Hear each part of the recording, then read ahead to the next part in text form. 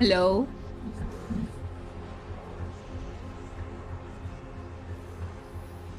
Well, let's see.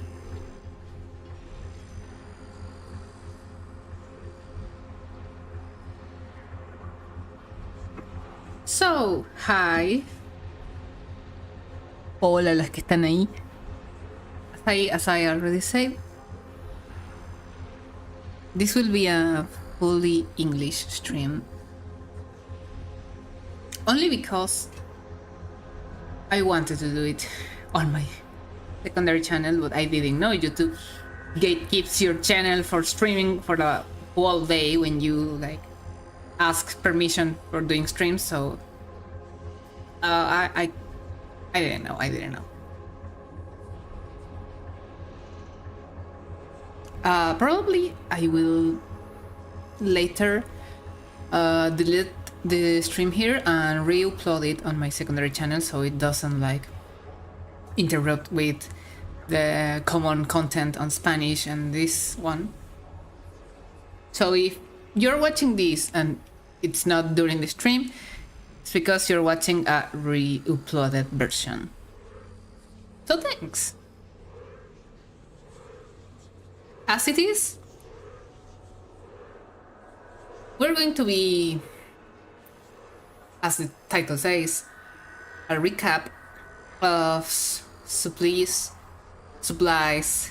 uh, however it's the correct pronunciation for the game.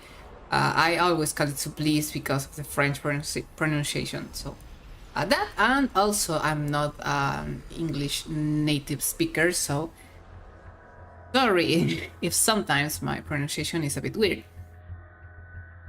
But I think it's understandable enough. Yeah, we are going to do a fully story recap of episodes 1, 2, and 3. And at the end, a bit of theories of episode 4, and maybe a bit more of the other episodes. But by the way, I didn't know you had a second channel. Yeah, I have one. I only uploaded some memes and stuff. It's pronounced Supplice. I know. Hello, Solid. Finally, in a common territory, you know, we can fully talk English in the stream.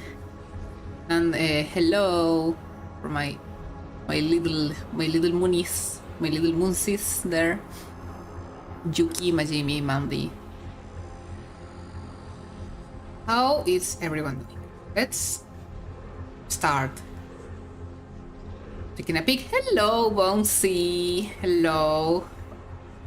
Finally, you all can interact with me. Because I'm not talking Spanish. Okay. Let's go to the main. Yeah. Oh, of course. Yeah, I'm here. Here we are.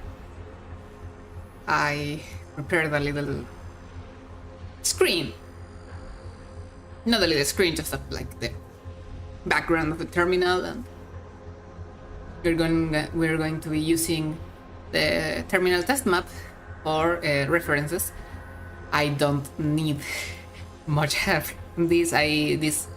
This afternoon I was making a little timeline of episode 2 events and a bit of episode 3, but episode 3 doesn't have that much of terminals with comprehensible dates. A lot of them are like out of the range of the computer and stuff like that. So it's going to be a bit more easy for me, but I have to put order on episode 2 so we can calmly speak about it. But I generally fully remember everything, so I only need to go take some pics on the terminals and everything is fine and will be fine. Oh, how is everyone? I put on still just to see. Yeah, this here too is so useful.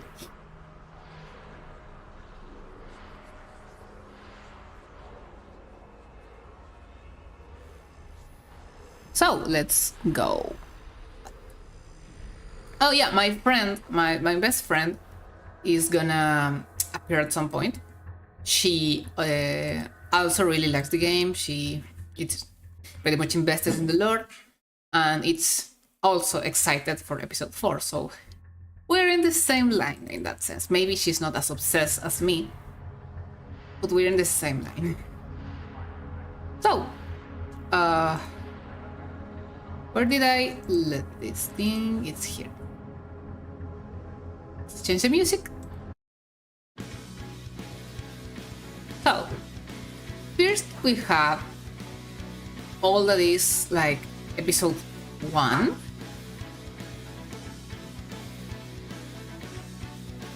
And I would say that I would like totally use a chronological like order for doing all this, because terminals and supplies are not usually in a chronological order. The story is like a bit more sparse. I don't know if that's the right word, but it's not all linearly, except for the main terminals that are like the obligatory ones. We could tell these ones, the orange ones, but the blue ones have like fragments of the story in different moments of the years of all the time where all these events happen. So it was like pretty much hard work to order everything. I think it's important here and there to get that the game has a really strong world building. And as a little context, we are here living in a place, not living in a place, and in this universe, for say some way. People already has like space colonies, colonized planets, a lot of like teletransportation technology, called the flux technology. They use flux gates to transport from one place to another, from one planet to another, from a station to a planet, and stuff like that. So the game starts at Methuselah, the colony 56, I'm not wrong, of the PTC. And what's the PTC? The PTC is a mega corporation that basically reigns on a big part of the human inhabited space. As you can expect, they are pretty much they are what you expect a mega corporation to be. But Methuselah, it's a little bit away from the other ones because it's a really far planet, and it's actually a real planet if you don't know about it. And well,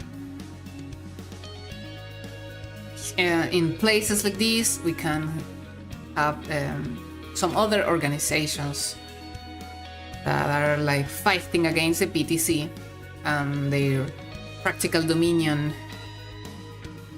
There are some references to another, like probably corporations or groups or stuff, but the main ones are the PTC and the Union, the Citizens Union, which is basically not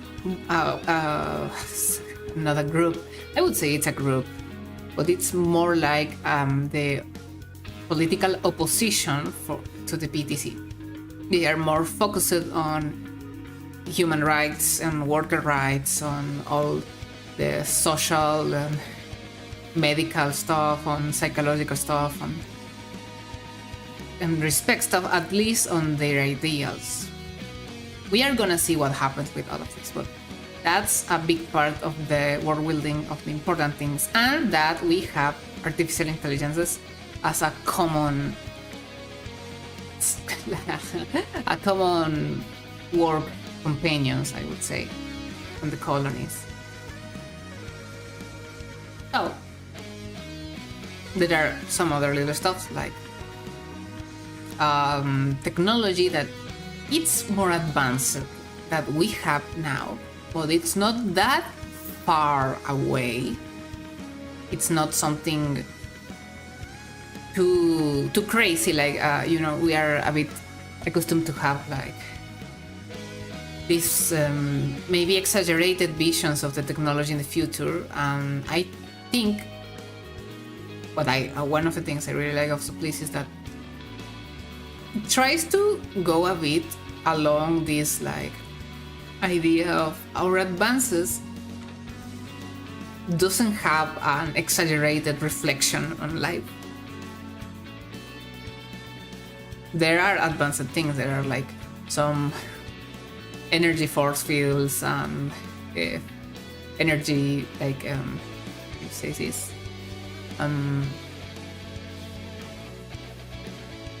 give me a second. I would have that common problem usually. It's Bridget, like Bridget, like yeah, Bridge. Hello. Hi. Hello. Hi, She's my best friend. Hello. How are you? I'm okay. I was kind of busy because my Mr. Boyfriend wanted me to play a character in the session. so I had to stay till the end, but now I'm here. Yeah, it's okay. But well, No. we are already starting on the part of the world building, and I'm gonna start talking about all the story part in order. Okay. Okay. Going for episode 1. I made a video before. You can go and watch it. It is there. It's like 1 hour long video. But I'm gonna. Yeah, I remember when you uploaded it, I put it like on the background while I think I was studying, but I don't remember correctly. But I was like, I had it on the background, and I was like, wow. Thank you so much.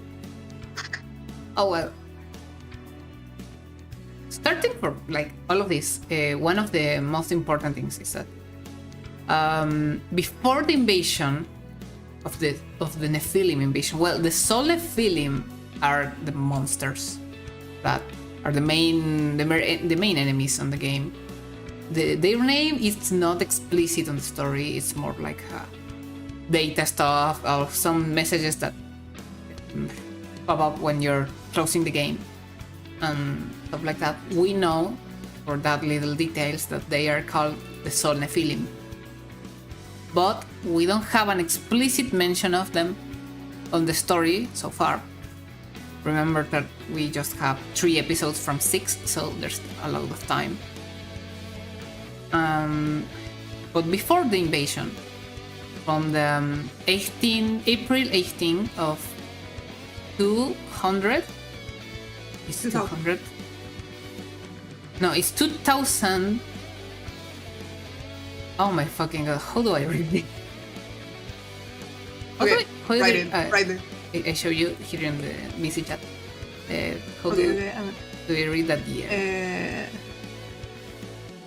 2207. Yeah, 2207. 18 April. 2, in the same year, 27 of April. April 27. I'm sorry, on Spanish you say 27 de abril. And it's in my brain, it's a bit hard. I have to say April 27 instead of 27 of April. It's a bit hard. Funny silly language. Oh well, in that time we have a lot of terminals that show the life of the people who live on this colony.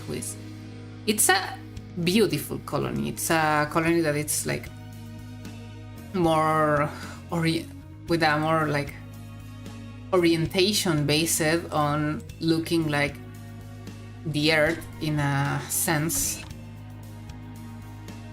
I could show you actually. We could go to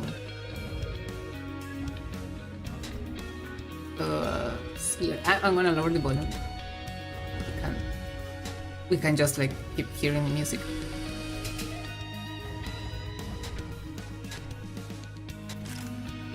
We can go like to, I don't know, E1M3 or E1M2, and you will see we have a lot of stuff. There's the people here because of the game story, okay, but the intention here was to have a lot of nature. We have a lot of water, a sky that is similar to Earth sky, but it's not the same because we don't have actually like light blue clouds. This is that I think that helps to this alien feeling that we're in another planet, both with the 2 suns. But it's intended to be a beautiful place, okay? Oh.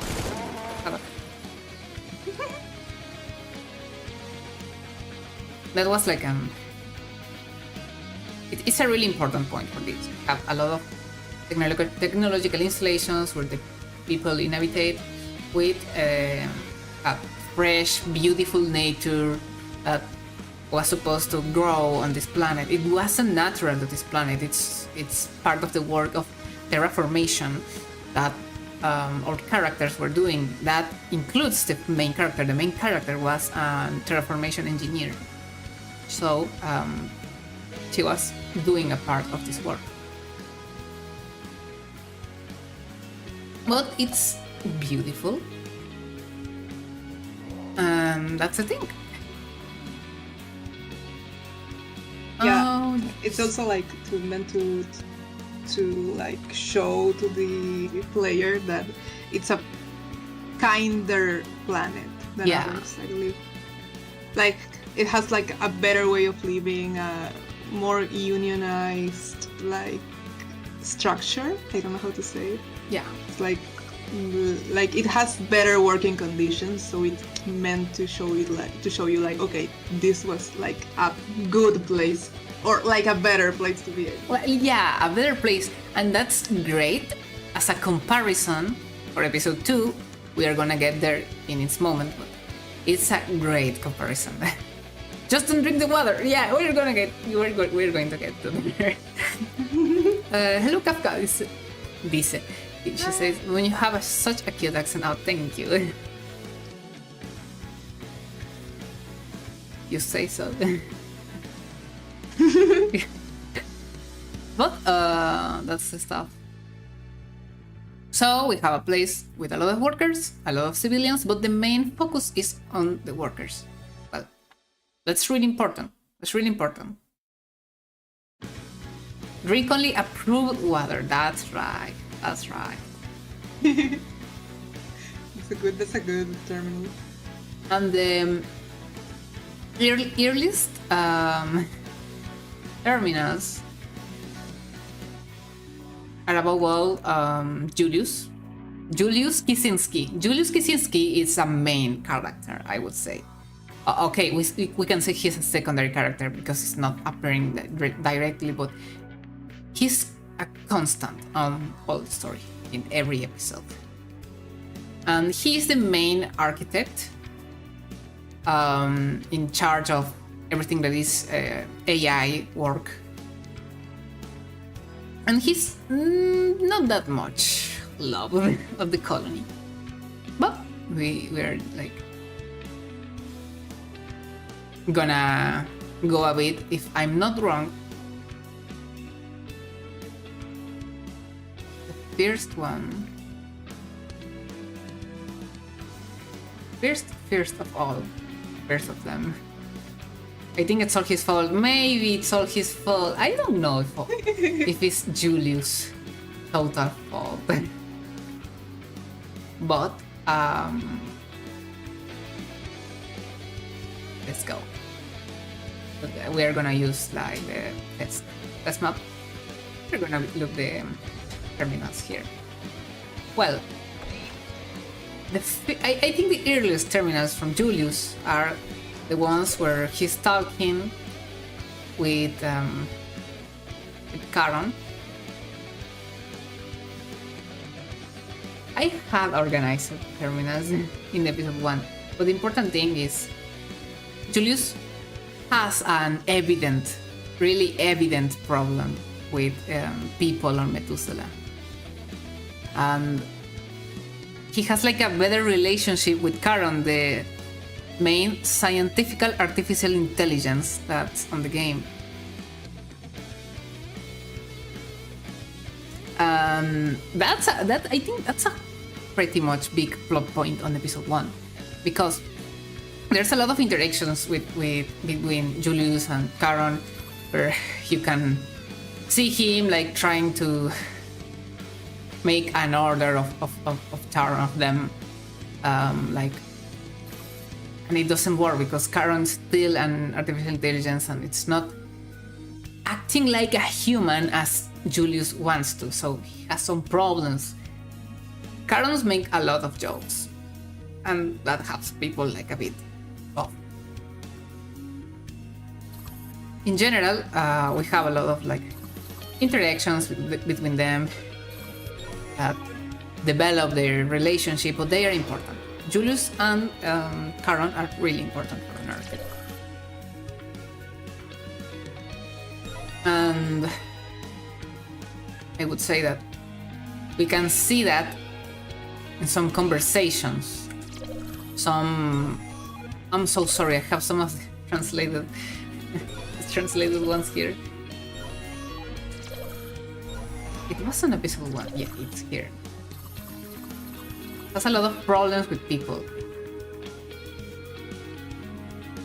Especially, I would say, especially with Zaira Akaria. Zaira Akaria, it's another of the main characters. It's another constant character, and actually a character that interacts with Sora. Sora is the main character.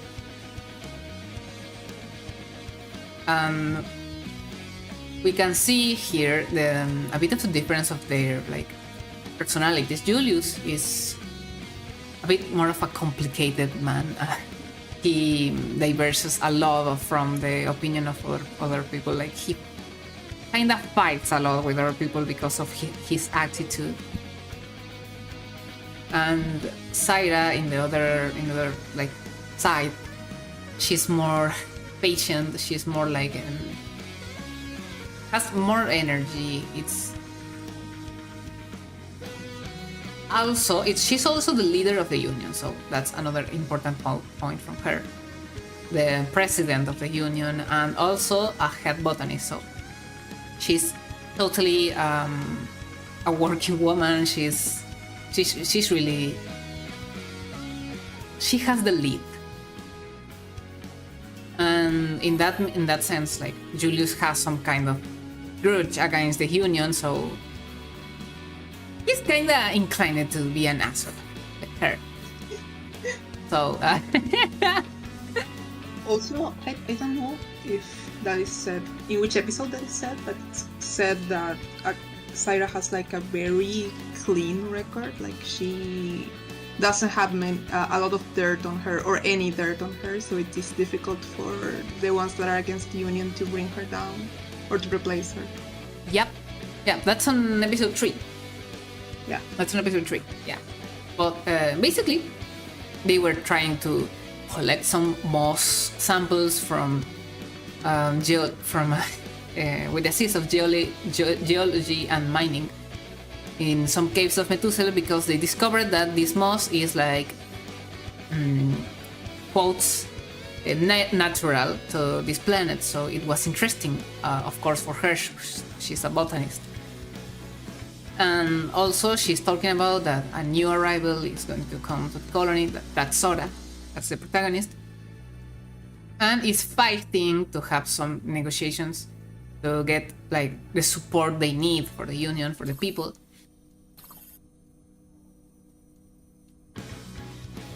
Yeah, like, it's important to point here that the moss looks like a field of stars. That's curious, but not gonna talk too much about it because that's entering on theories field.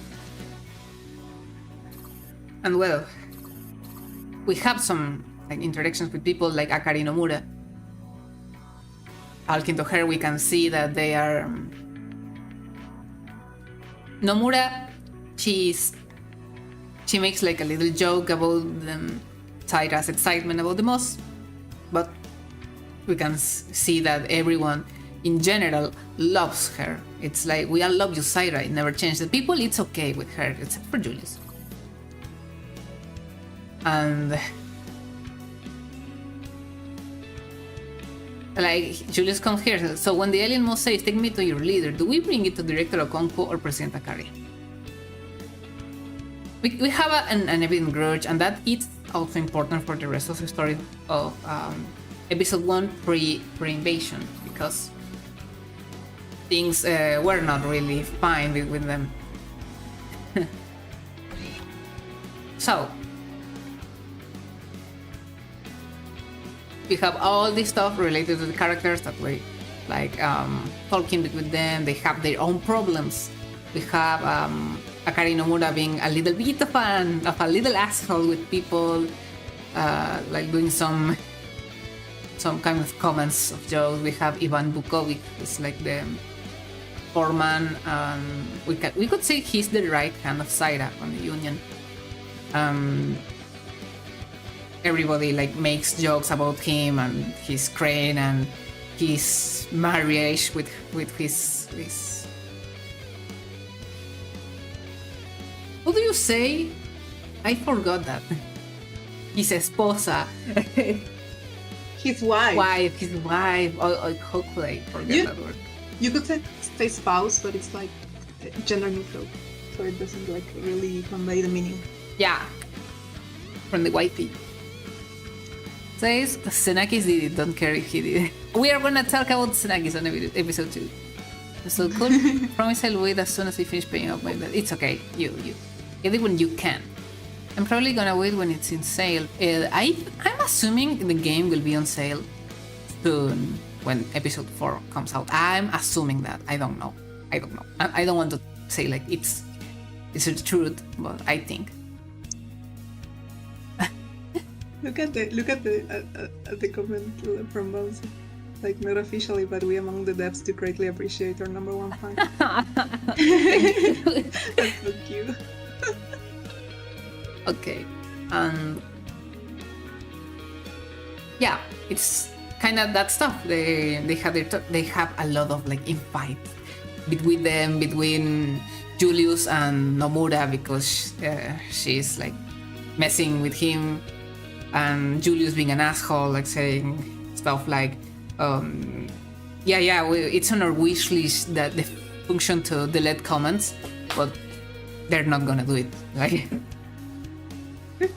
And Saira Karia, like, nothing ever happens. Yeah, that never happens. And Saira Karia, like, trying to talk with people, like bring news, being like pretty much supportive for her community and her work. We discover some like little stuff out there, like cheating, because Ivan Bukovic is cheating his wife with someone called Adrian Kohler, who are like a flux technician. I don't remember if flux technician or only works on flux operations, which is the place where is the flux gate of Methuselah, the big portal. Yeah, it's like it's a lot of little details there on the background help the world feel more alive, to feel that it was an inhabited place that had people, that people lived in there, that have their lives. Not everything is about conflict, but tells you a story of a real place. Well, I'm gonna let music flow for all episode 1, so we're not stuck here only with one. And yeah, that's pretty much it. The first background, all the things that happened before. Some little grudges between Erin Murdoch, who is the security chief of Methuselah. She doesn't like Julius either. And we have Uyun Gujen, who it's kind of Akari Nomura's boss, has to put her up sometimes. And yeah, that's pretty much it. A little bit much. One of the interesting things that actually happened before the invasion is that Obi Okonkwo, the director of the colony, decides to put Charon as a backup for the security AI, who is Neptune.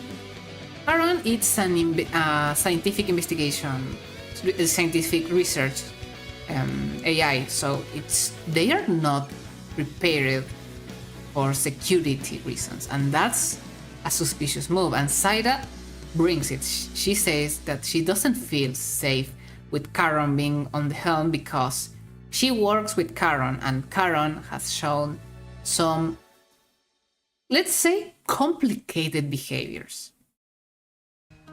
Because, as an example, Charon confounds like names of people if they're called the same. She says we have 2 persons called John Cho on the team, and Charon insists that they are one person and the same because their data says that it's one name, one short name, it's one person. They cannot remotely like make a differentiation of 2 different persons with the same name. Yeah, and they refuse to like. Yeah, it's like when they try and correct them, they are like, no. Yeah, no. That's the point. It's like they don't say, "Oh, I'm sorry, my data is wrong." No, my data says this, so it is the truth. Yeah. You deceiver. Like, I'm big, you're small. I am the all-knowing AI. I know better than this. Yeah, and then we have the other example that is a bit more creepy. Syra and her companion, it's some not referenced woman, that they ask Karen for a solution to the overgrowth of plants of flora on the colony because it went a bit out of the hands. Something you can actually see on E1M2. And the response from Karen was burning the whole forest. It's a radical solution. It's like, what we can do with the overgrowth of flora, burn it all. So yeah, they say it's funny in theory, but what if Karen is in charge of the security of the full colony? As Syra says, what if Karen decides to sacrifice half of the population because they think that's the right way to save the other half? Not in a really good way, like, let's sacrifice them so these other ones can survive. It's like not the best one.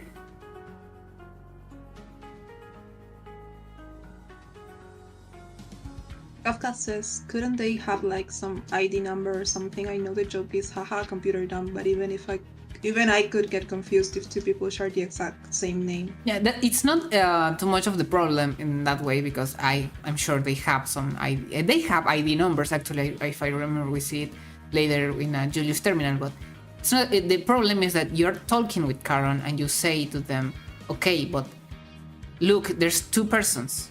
They are two different persons. One works here, one works there. And Karen says, no, you're wrong.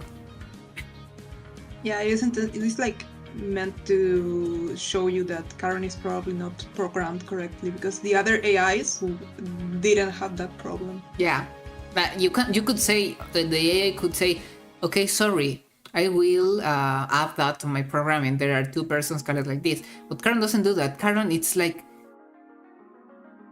having a problem with that fact. Like, no, you can't tell me this because there's only one person that's colored like that. And we're gonna see how this happens, like after this. And that's it's worrying because why is the director of the colony who worked for the PTC putting the worst possible AI in charge of security? It's a backup of security, but we know how that kind of things work. I forgot what was Karen's original responsibility. So yeah, it's like that happens. And from there we have some little like terrible situations.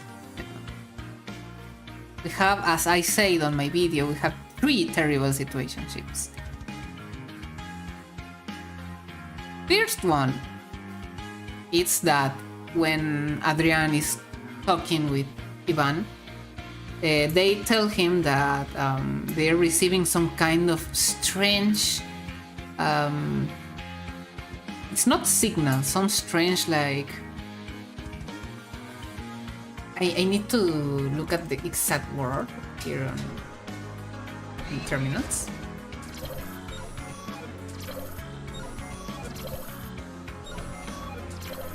Yeah, here. Yeah, some weird readings of Blockscape hardware. They don't know what it is.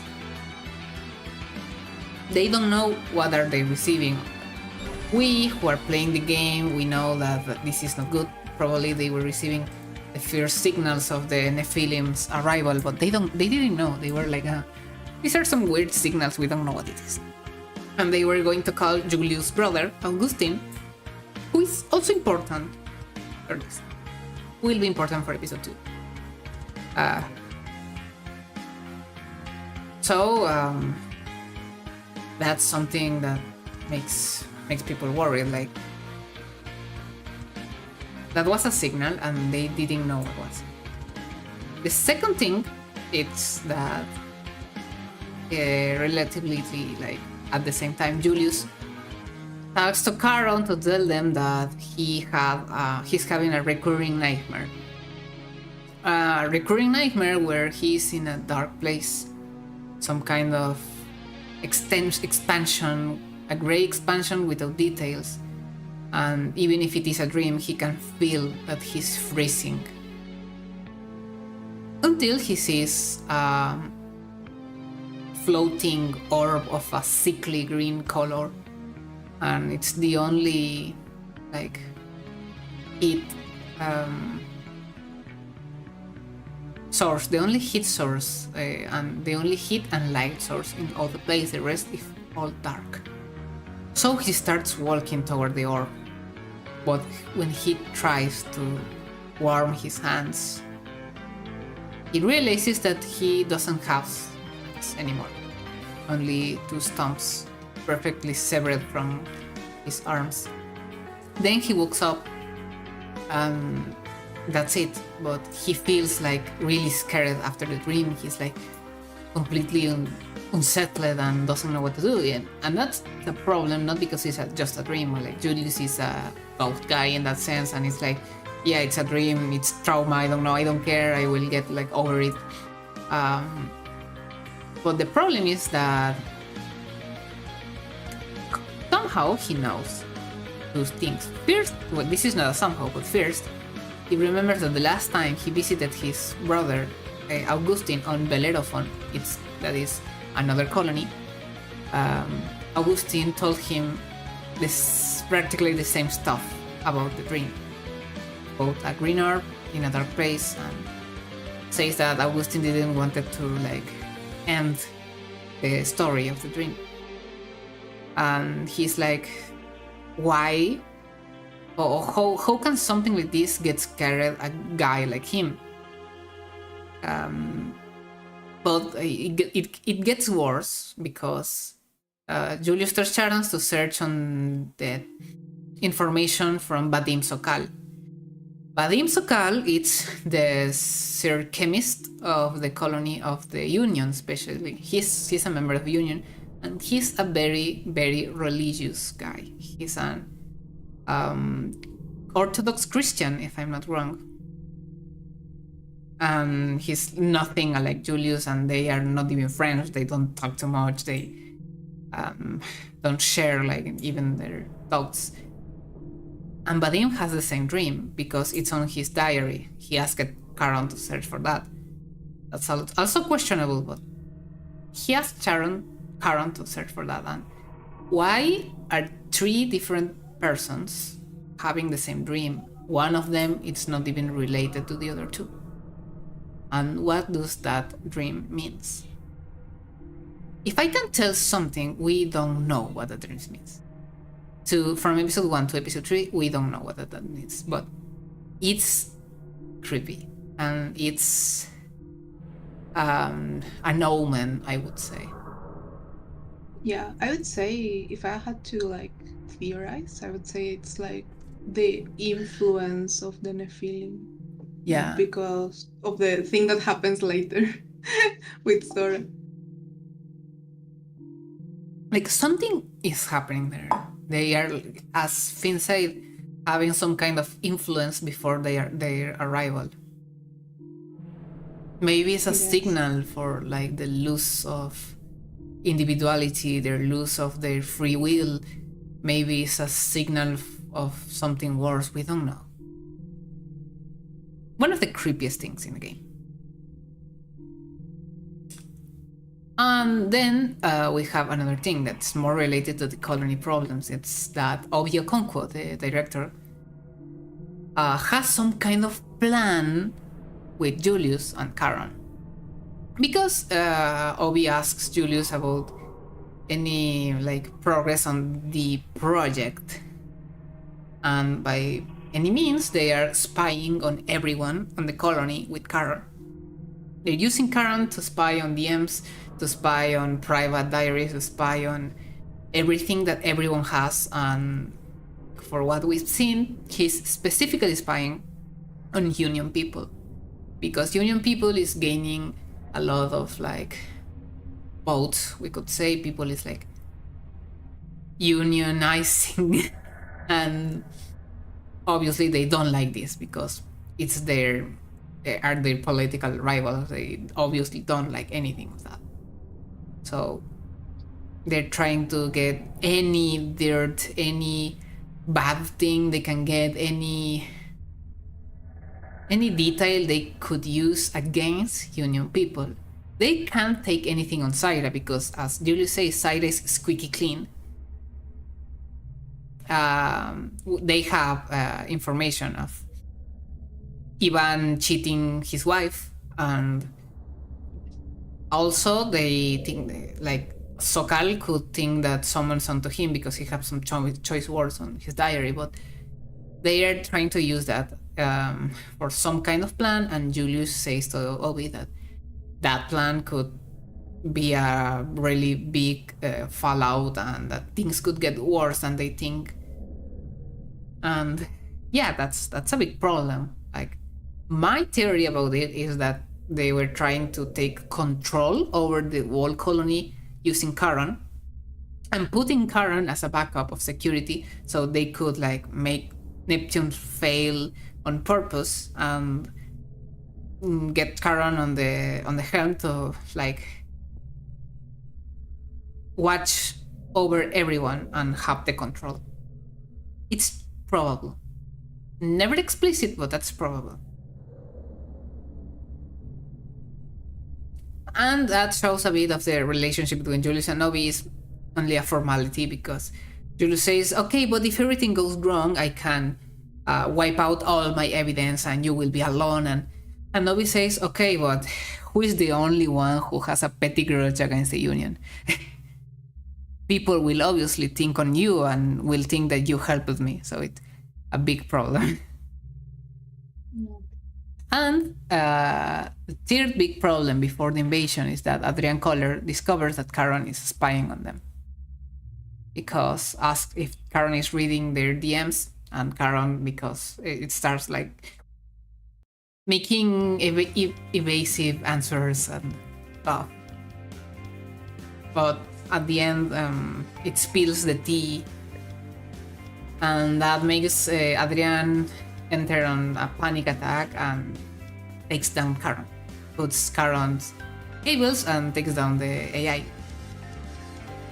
which makes Charon disconnect from the whole colony, letting them like trapped on the LFX station. That's where the game starts. So Neptune's system finds Adrian confessing to Ivan they cut the cable.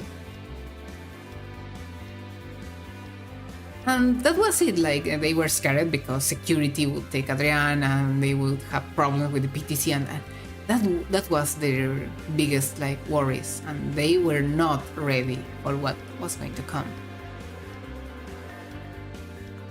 That's where we enter the big problem. The first big problem.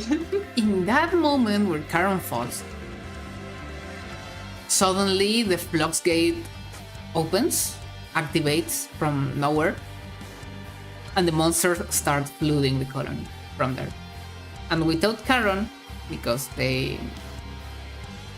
Adrian take down Charon, and Neptune being like programmed to fail that same day, or having some kind of problem with them, it was the restarting stuff.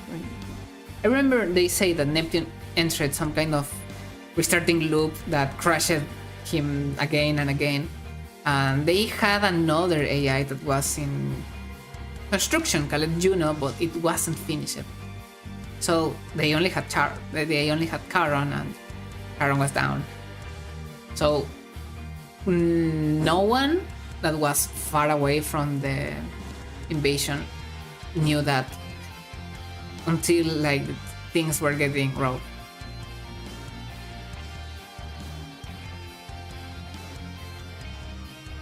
So there's where the monsters start appearing, and the first one that we know experiences this is the Dr. Jaswinder Singh. Dr. Jaswinder Singh is the scientific in charge of the Flux Gate, and one of the few that survived the attack on the Flux Gate Ops.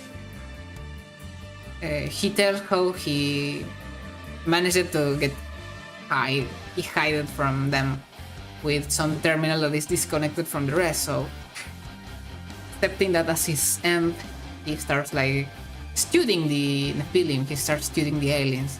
He recognizes some of them and tries to make some kind of scientific stuff around them, like looking that the monsters are some of the monsters are mutated corpses, like mutilated corpses that has weapons attached to their biological parts, like the arms, which is disgusting. And some other abominations, like the tandems that has like are two bodies. I'm gonna show the tandems here, I think. I love the tandems. He loves the tandems. I can fix them. Like we have this kind of abominations that are like two bodies attached with, you can see all the metallic parts, the cables, like breathing dispositives on their probably mouths, I don't know, it looks like they have some skull as a space and a weapon. Or we have other mutants, more simple ones, like the mutalists. You can see it's like a soldier, probably security forces that were taken by the Nephilim. We have some kind of stuff growing behind them, and the weapon attached to the arm, and the color of the skins looks horrible. Yeah, I love the sounds. The sounds are amazing. It's horrible, but we're gonna make the thing here. Oopsie.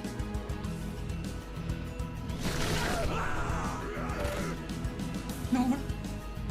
But that's one of the screens on the end. And we have all this stuff. Like there are mutants. We have some of the horrible thingies, like the high pits are like some kind of parasites. And that's one of the main reasons we see this and say, okay, it's like they are like aliens, right? Because I don't know, nothing human looks like this. And the high pits can take people or corpses and make them look like this. That's a sebore. You can see the head of the corpse here, and they use that to grow the body and make it worse. But we have some other things that are weird, that are like the Ophanion, that's like a heart with an eye and a ring. But there's a question that was raising in my head since moment one. Why it's like a human heart? Why they all seem like take only human stuff? And why do they have like technology that looks human-like? We could say they are aliens, but why would aliens be so similar to humans? That was a question that I had since episode 1, so it's not about some other mutant monsters, some abominations. The primal fear the Trepidon makes me feel when I begin to hear like the stomping. I was like, fuck. Ah, the Lumox or the Trepidon? Both. Both of them. Both of them. Oh, where's the them. Trepidon? Oh, Trepidon disappeared. We're gonna summon the Trepidon out here. Or we're gonna wait a bit for the Trepidon. We're gonna wait for the Trepidon. It has no room. Oh. Hey, stop. Chunky. He's a chunky guy. He's chunky. Chunky. Chunky. Why do I talk about the monsters? Like, oh, I love them. Because I love them. Yeah, I have them too. I got a type problem. Okay, and they started invading, and Winder says like, okay, I'm gonna try to study them because that's what can I do? Maybe this will be useful for someone. And like, yeah, he recognizes one of his workers there. Because one of the mutants has the face of Hendrik, and that answers that they are taking dead people to raise more forces for them. And well, like, I didn't show the Brain Troopers. The Brain Troopers are like the main forces of the Nephilim. These like things with bone-like armors and stuff. But yeah, that's what we have. I love the tandems. Yeah, I love the They tandem. were my favorites until the series popped out. The tandem is always one of the first monsters I draw when I want to draw something of Supplice. I really like the tandems. And well, like, then Winder discovers that the Nephilim can control the flux gate. They are opening the flux gate every 2 hours, and only more mutants are pouring out from the portal. So he takes a decision. He says, I made my peace with God. I will make the jump on the flux gate without getting captured. And before that, he sees a big monstrous thing with a head-to-toe armored with a lot of weaponry, and he says it's not for design. We don't know what the fuck is that thing. And even the biggest monsters seem to get afraid of them. So yeah, he says, I have nothing to lose, I will go to the portal. And then there Winder goes. We have it's an important thing to say that Winder was probably one of the few Julius friends on the colony, because he says to Julius that he should stop being so aggressive towards the Union because that could get him into problems as a friend.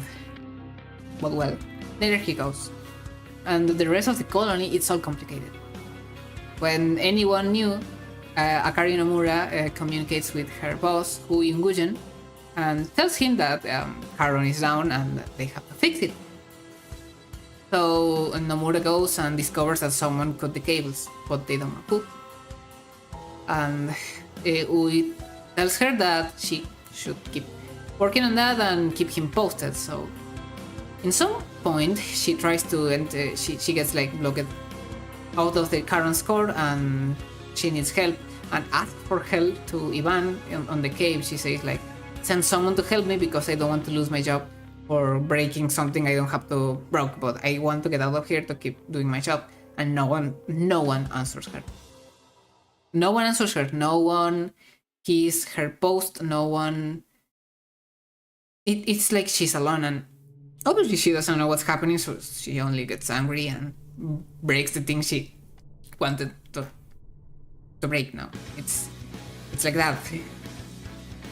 And she was supposed to be helping Charon. As far as we know, Charon communicated with her and told her, okay, to reconnect me to the rest of the colony, you have to do this. And she started doing that, but at some point, we discovered that she was in one of the tunnels and she's asking desperately for help because she says she killed someone. But she got like in a difficult situation and someone started shooting to her.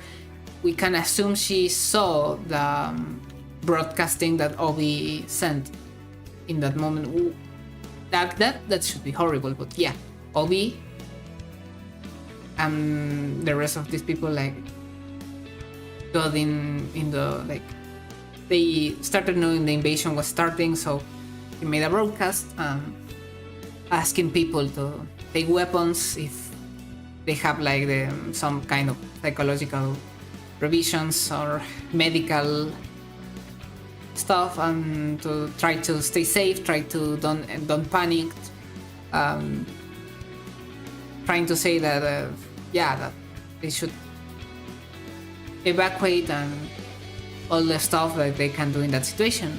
Yeah, she took a weapon, without knowing it, starts to get attacked by someone, and from all the panic and stuff, she ends up shooting and killing this attacker. And when she gets near, she discovers it's someone she knew, someone that worked on communications, and that was like someone that always had a joke, always bring something to them. Had like the weapon attached to his arm and his face all wrong.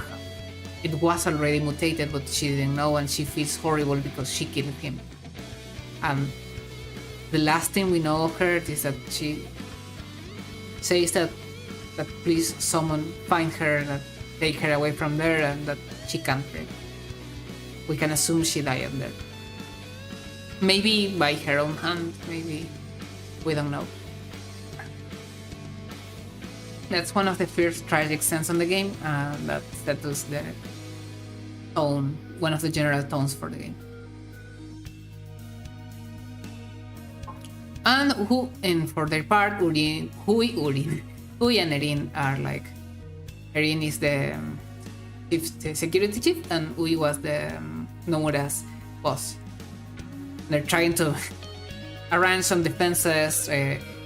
They had problem because looks like the automatic turrets and the drones can't like target only the mutants because they take them as human, and that could get the survivors in problems and a lot of other stuff that they can't do, and it's problematic. And trying to explain how the automatic turrets work, but like they would probably target anything that moves.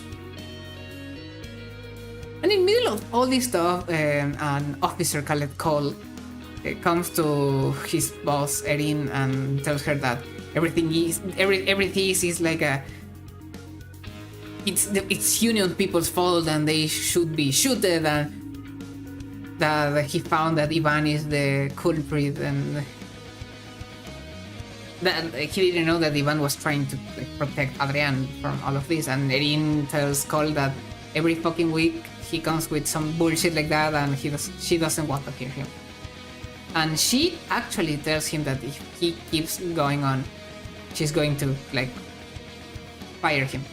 Not with the weapons, I'm saying that take his work basically, and that she's too busy trying to manage all the thing of the invasion, and she can't like keep hearing his bullshit. The problem is that not much later, Vadim Sokal talks to Hui, and because Vadim Sokal is like trying to resist on the capital of the Methuselah, while Hui is in Romeda. That's an outpost, and they are using it as a bunker.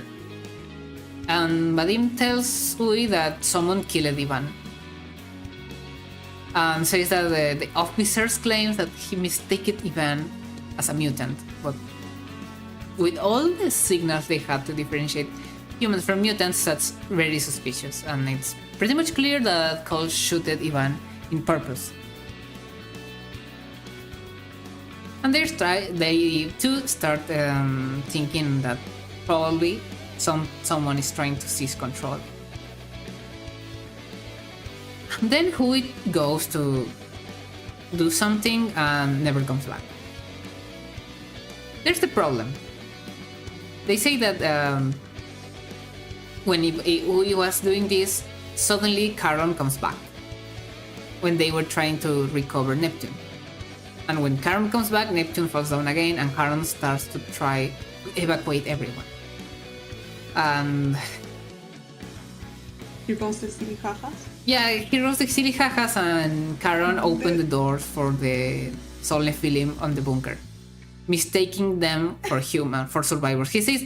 They say, a new batch of survivors is coming here. I assure you, this is the best way to proceed. And who sees the screen and says, Karen, these are not survivors. And Karen says, I don't know what you're saying. These are survivors. Like, I would say that Karen is like, esto, bleh, but they aren't even like regretful. They're like, no, this is the best course of action. Because Karen says, I understand the lack of light, of illumination, maybe it's messing up with your visual, with your visualization of the survivors. I will turn on the light so you can see them. He's like, yeah, Karen, please. Stupid little human, you don't know what is happening. I will show you. I will explain to you.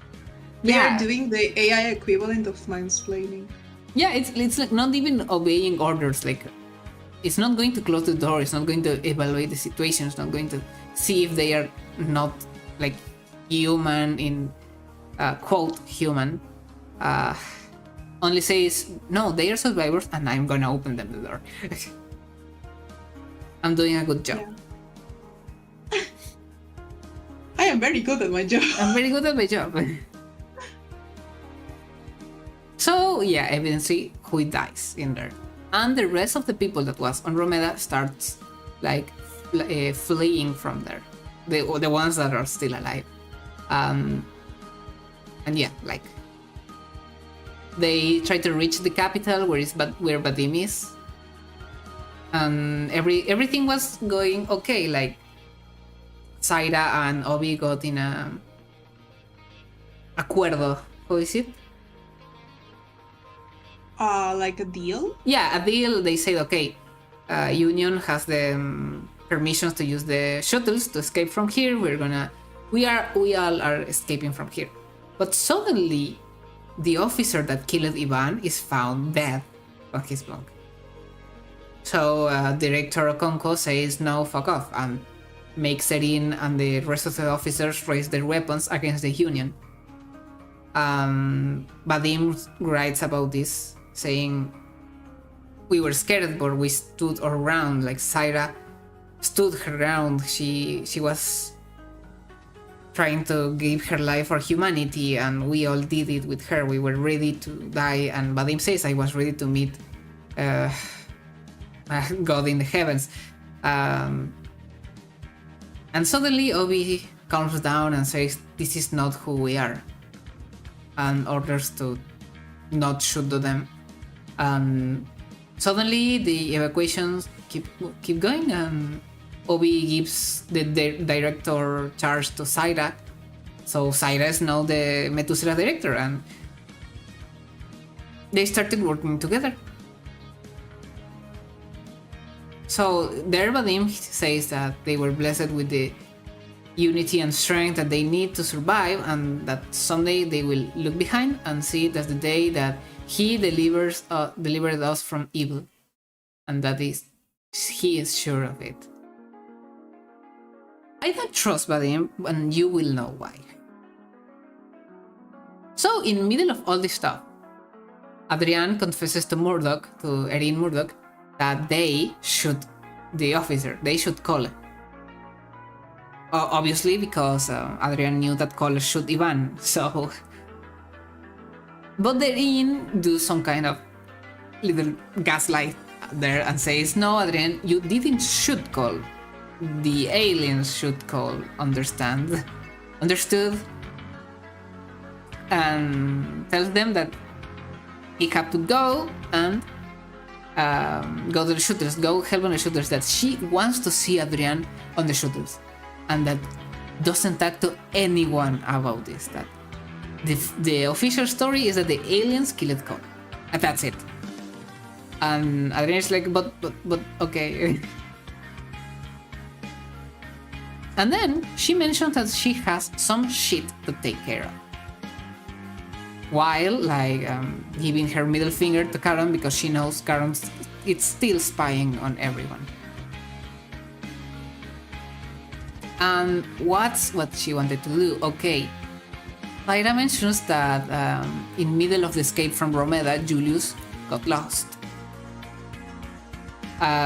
He got lost on the Reclamation Depot, an old place that was decommissioned a lot of time ago. Well, it was one of the ways he found to escape. And right there, like, he suddenly gets trapped in a little room and can't get out. So he asks Charon to help him, ask him to send some security team to search for him because he hears shooting outside and he's scared because he doesn't have a weapon.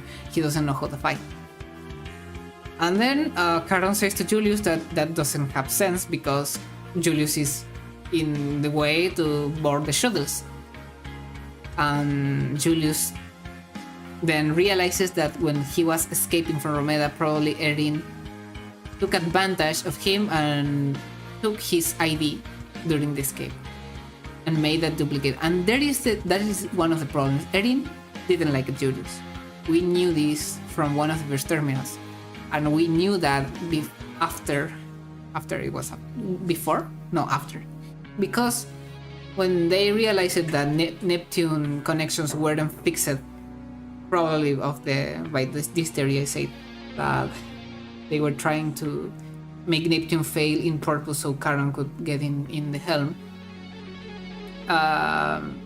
Erin said that if they died of this shit, she was going to haunt his ass the rest of his life. And yeah, she kinda took revenge from him, like, and took advantage of Charon's bad, like, functioning. Hello, Albert. Hi. Hello, Shadow Omega.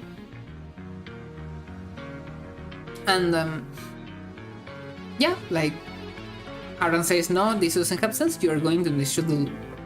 You're boarding a shuttle, and I have visual confirmation of this, probably because Erin showed the duplicated ID. And yeah, like, Charon says, I don't know what are you saying. And Julius obviously starts screaming, starts saying, no, I'm in the reclamation depot, please, like, fucking help me. There's another point that shows the problem with Charon's, like, understanding of things, because Julius says, Charon, are you fucking with me right now? And Charon says, negative. I'm an artificial intelligence without a physical form, so I can't copulate. Yeah. It's like, yeah, it's a desperate moment. Like, Julius, like, starts punching things and saying that he's going to, like, fucking end with Charon if they don't help him right now. And he uses his codes to override Charon and all that stuff. And Charon says, okay, I don't know what are you saying, but it seems that it's important for you, so I'm going to like, help you now. I'm going to dispatch a security team to search you on Reclamation Depot. And that looks like the end of it. Like, Julius is like, thank you, fuck, I'm sorry for screaming to you, it's not going to happen again, I promise. And then Charon says that the order for sending a security team was annihilated, was overridden by Erin Murdoch, and that they can't process any other, like, query about security. And the last thing we know about Julius is that he punches the screen of the terminal. Like, Erin got rid of Julius.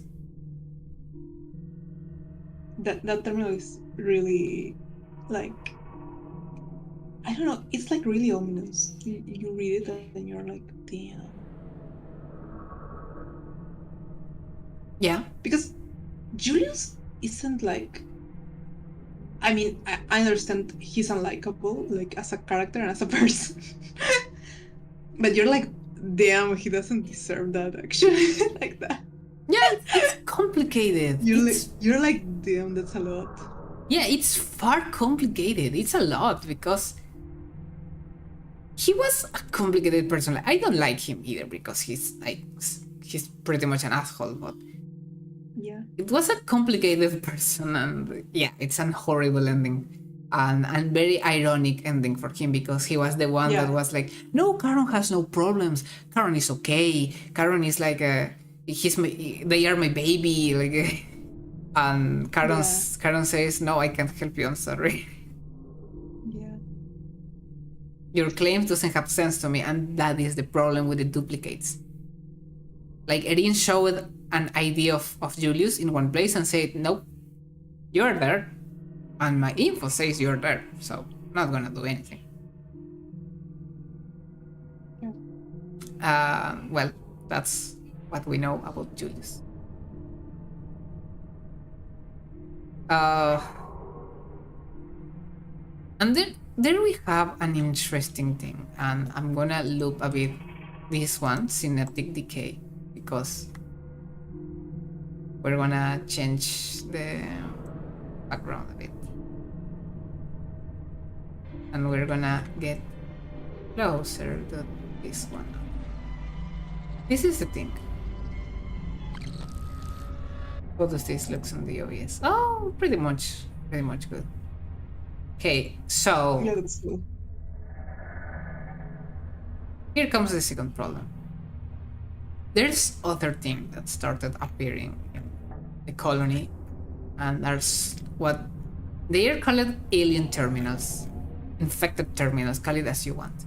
But it's like some kind of fleshy, bony thing coming from the mainframe of the computer, growing an eye as a screen. And yeah, it's like these terminals, most of them are secret ones. There is only one of them that is not a secret. Are like unsettling messages that doesn't have much sense by this point of the story. But we have some characters there. We have Stigma Alibnura. We have Reprobate Synapse. We have Etat de Fate Alibnuro. We have Somnus Thalamus, and the most important of them is the Demiurge Alibnura. We have someone or something that's called a Demiurge, and if we know about a bit of like mythology or even religion, Demiurge is a creator, a superior being that's a creator, and usually a creator that works for God, but that it's egocentric enough to think that it's the real creator. That's a bit on the Gnosticism point of view, but it's important to bring it, I think. And all of them talk about like weird things. Some of them say that they are sad, like they lament for every speculation and sensation lost to void in perpetuity. They talk a lot of perpetuity. They talk a lot about the void. They talk a lot about being one. Other of them talk about taking their sentience by taking their blood, not by indignation nor by pity, only realizing a function that it's aut neca aut necare, basically the same thing as Flowey says, kill or be killed. Like they're saying they're making them to make only one function, and that's it. They are like organic drones.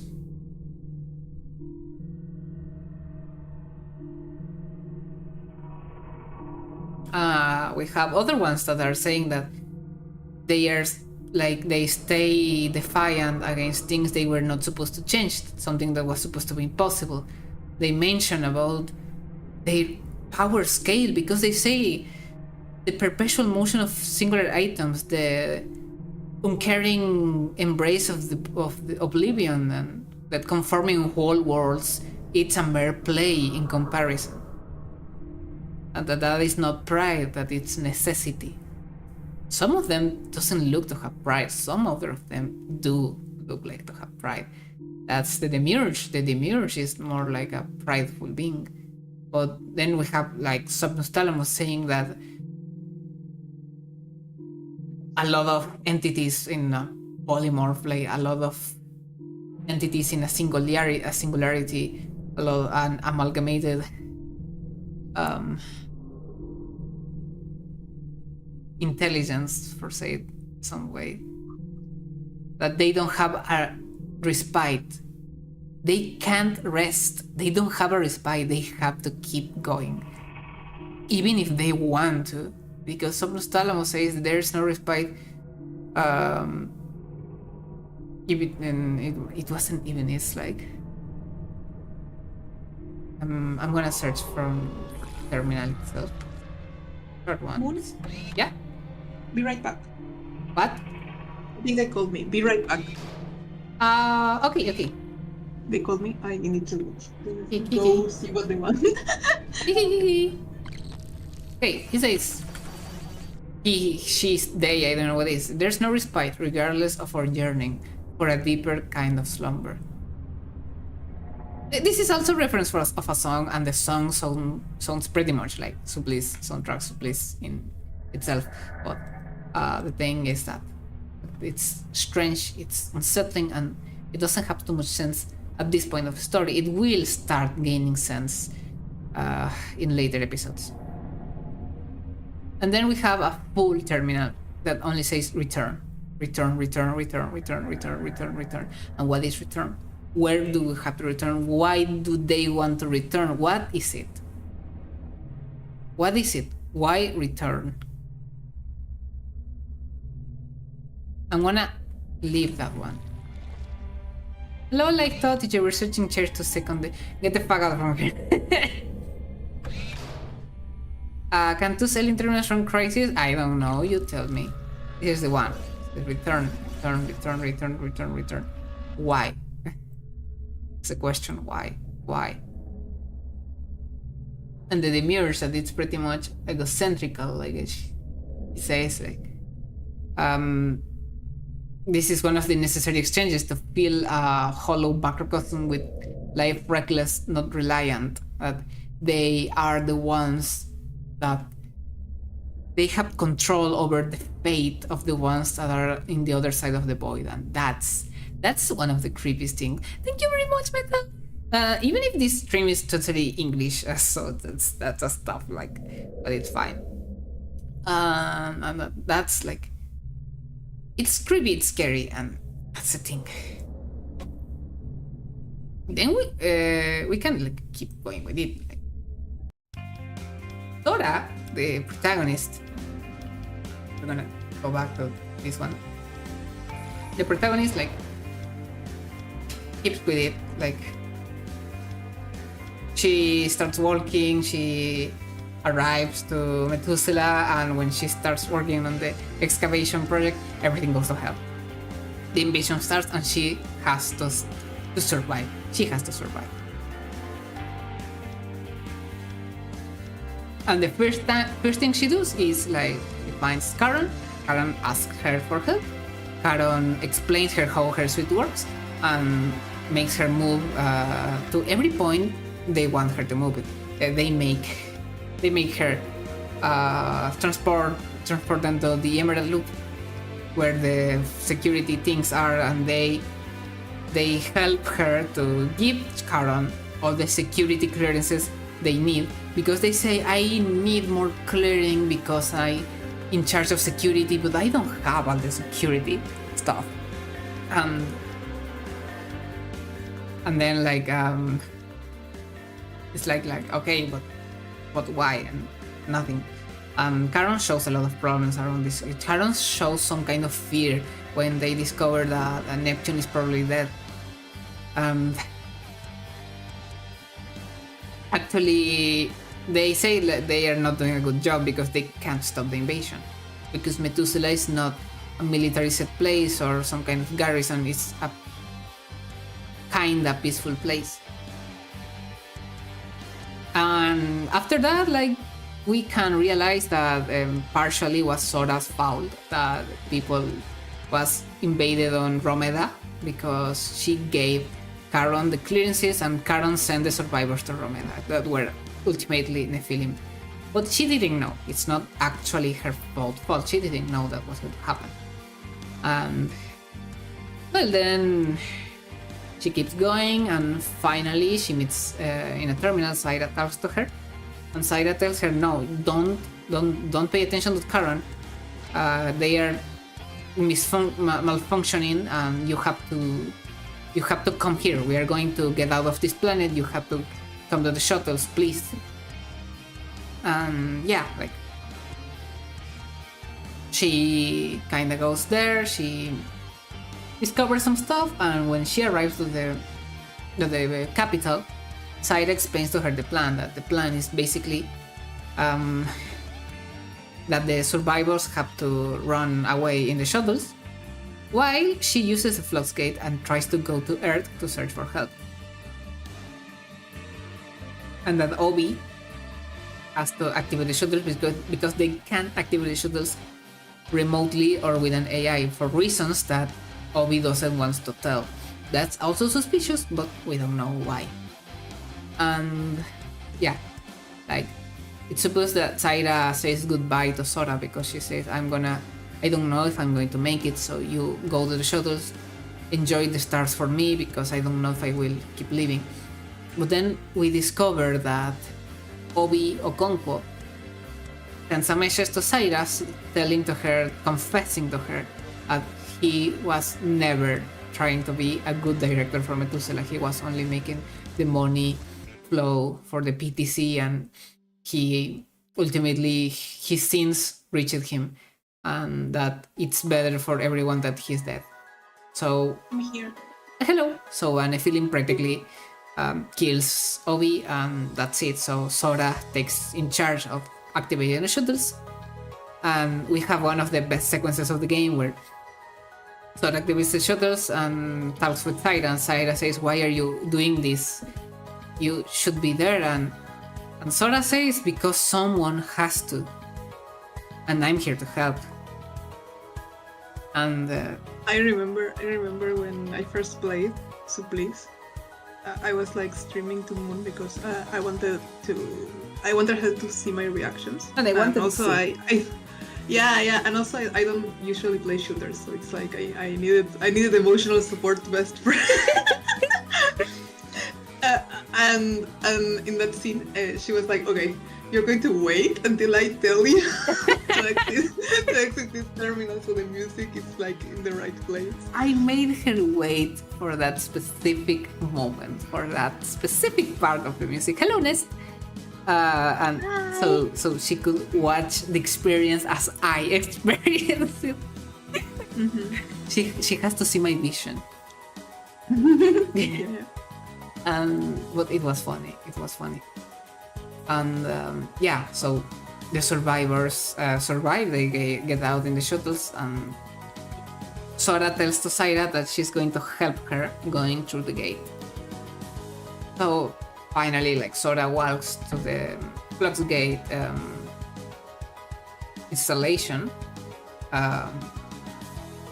and they suddenly discover that they need an AI to activate the flux gate. So they contact Charon, and Charon is like, "Hey, how is everything going?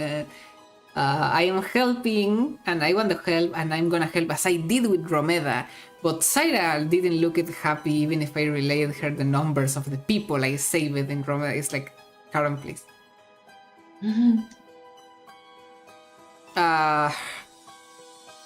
And yeah, like, practically, Charon gives her some steps, and Zaira prepares everything in the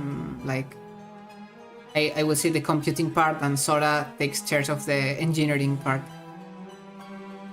I envision like I have to make the meme, but it is like Sora asking Charon like what are those, and like the meme from iCarly where it's like Spencer with the the thingy.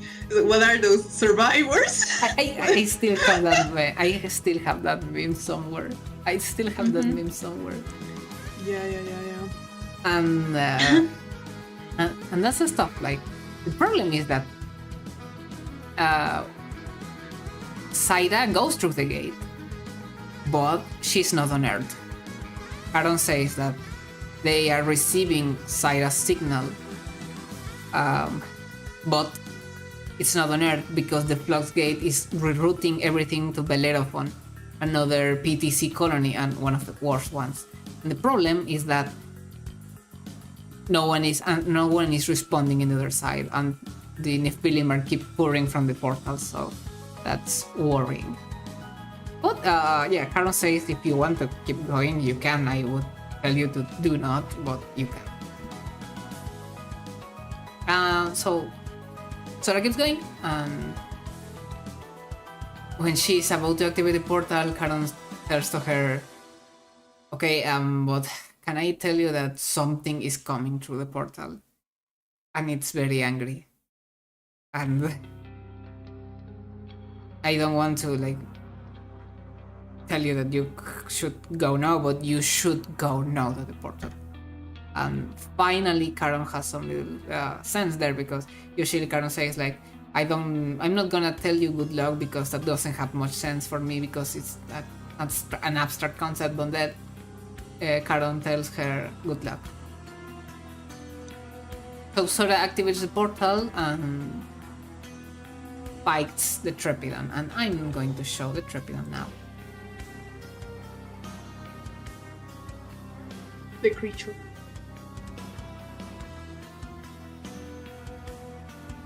Oh, this is the Trepidon. This is the thing that Jaswinder saw.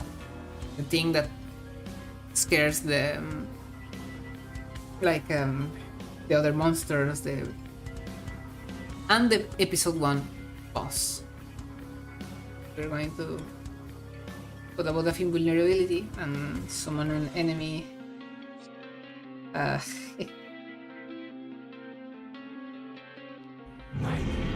Just to see. Yeah, it's a thing that has a fleshy interior with, yeah, it's an abomination. It's a mechanical abomination with organic parts inside. It's funny to see it in a close, so close room, but that's basically the Trepidon. So yeah, we're going to have to eliminate it because it's doing a lot of stuff. Noise.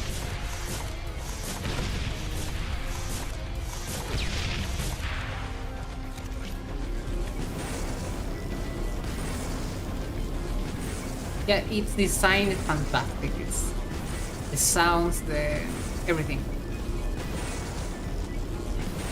If Trepidons are so bad, why does a cremator turn an ash in seconds? I don't know. But that would be everything for episode 1. That's episode 1. Yippee! We are like, I think we're going to have to kill this guy, Finn. damn. If Trepidons are so badass, why does a cremator turn them to ash in a few seconds? The best of us would fall for that. Yeah. So, we entered to episode 2. But I'm gonna take a little moment now. So, I will try to go really fast. Entertain them. Damn. This never goes well for you. For me, it always goes well. But talk about Supplice. Okay. I will. I find it really funny because I am not a person who enjoys playing first-person shooters that much. I don't know why. I need to see the character. I have the kind of monkey brain that it's like, okay, I see the character, I like the game. But I must say, I'm really enjoying Supplice so far. Like, I played all that's available for now.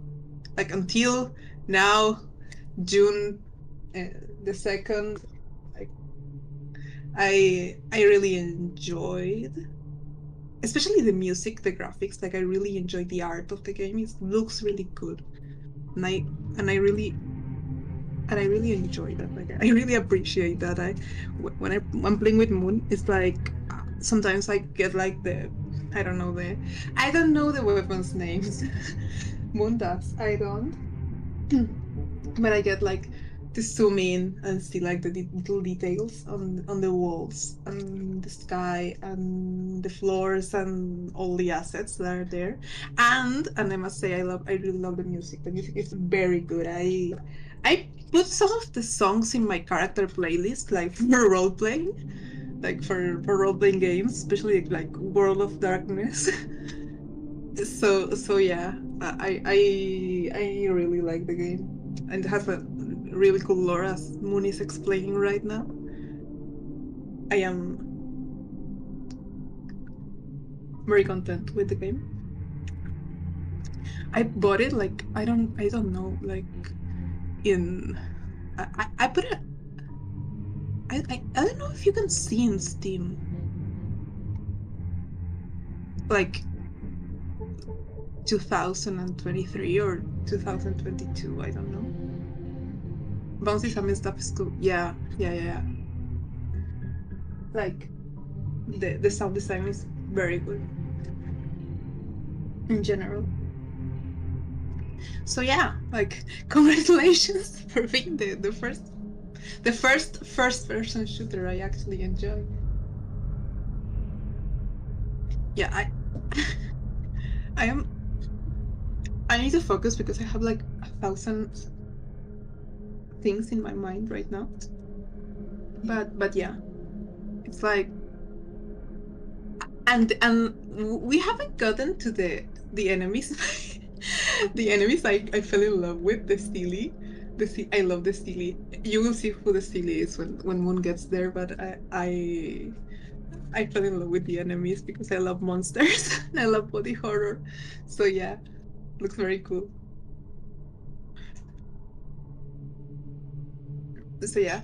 Also, I remember the meme, but I don't know if I have it. I'm like looking through my phone, but I have a lot of I have a lot of things downloaded on my phone. So it's like I have like over 100 gigabytes of pure nonsense. Like nothing here makes any sense. So I'm looking for the meme to see if I can send it again. But I'm not really finding it. I am, maybe I can look for it. Click on the gallery. But yeah, I, I also remember like uh, Moon right now has a lot of stuff, but I remember when episode 3, I think, or episode 2 was about to come out, and she was like very excited for it, and she sent me like 3 days for episode 3, I think, 2 days for episode 3, and like every day, and it was like very beautiful. Oh, like Supplice today. So yeah, I can't find it. I can't find it. I'm going through it like emotionally because I hate to know something is in my phone because I really believe it is on my phone, but I don't know where. So it is like maybe if I look like this will help. No, it didn't help. Okay, I won't find it. So yeah.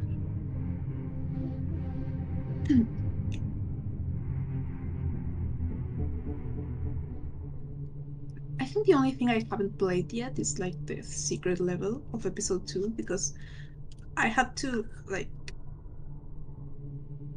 how do you say it, like I had to delete all the data from my computer, like so I didn't know Supplice didn't save in cloud, like at that time it didn't save in cloud, and I had to replay it like with Moon. we replayed it together because I wanted to have a save file that was up to date.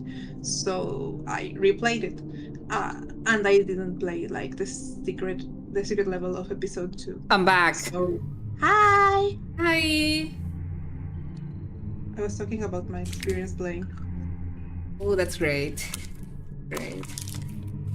I'm sorry, I have a little hunger.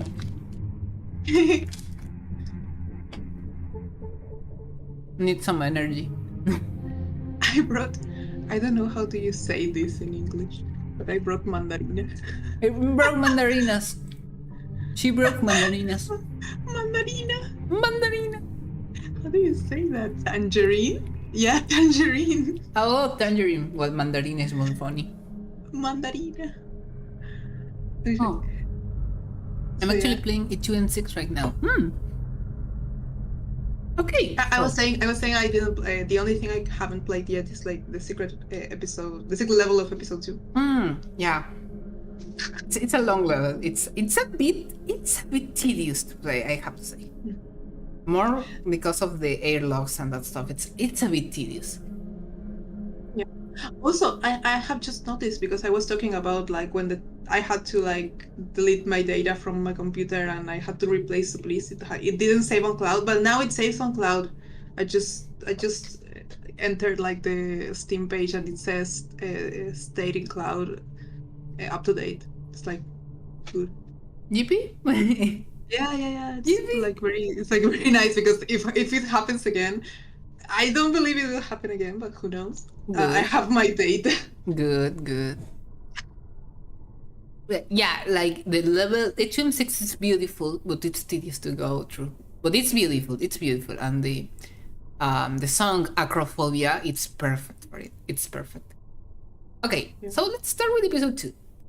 Because it's 1 a.m. and I'm scared of not making it.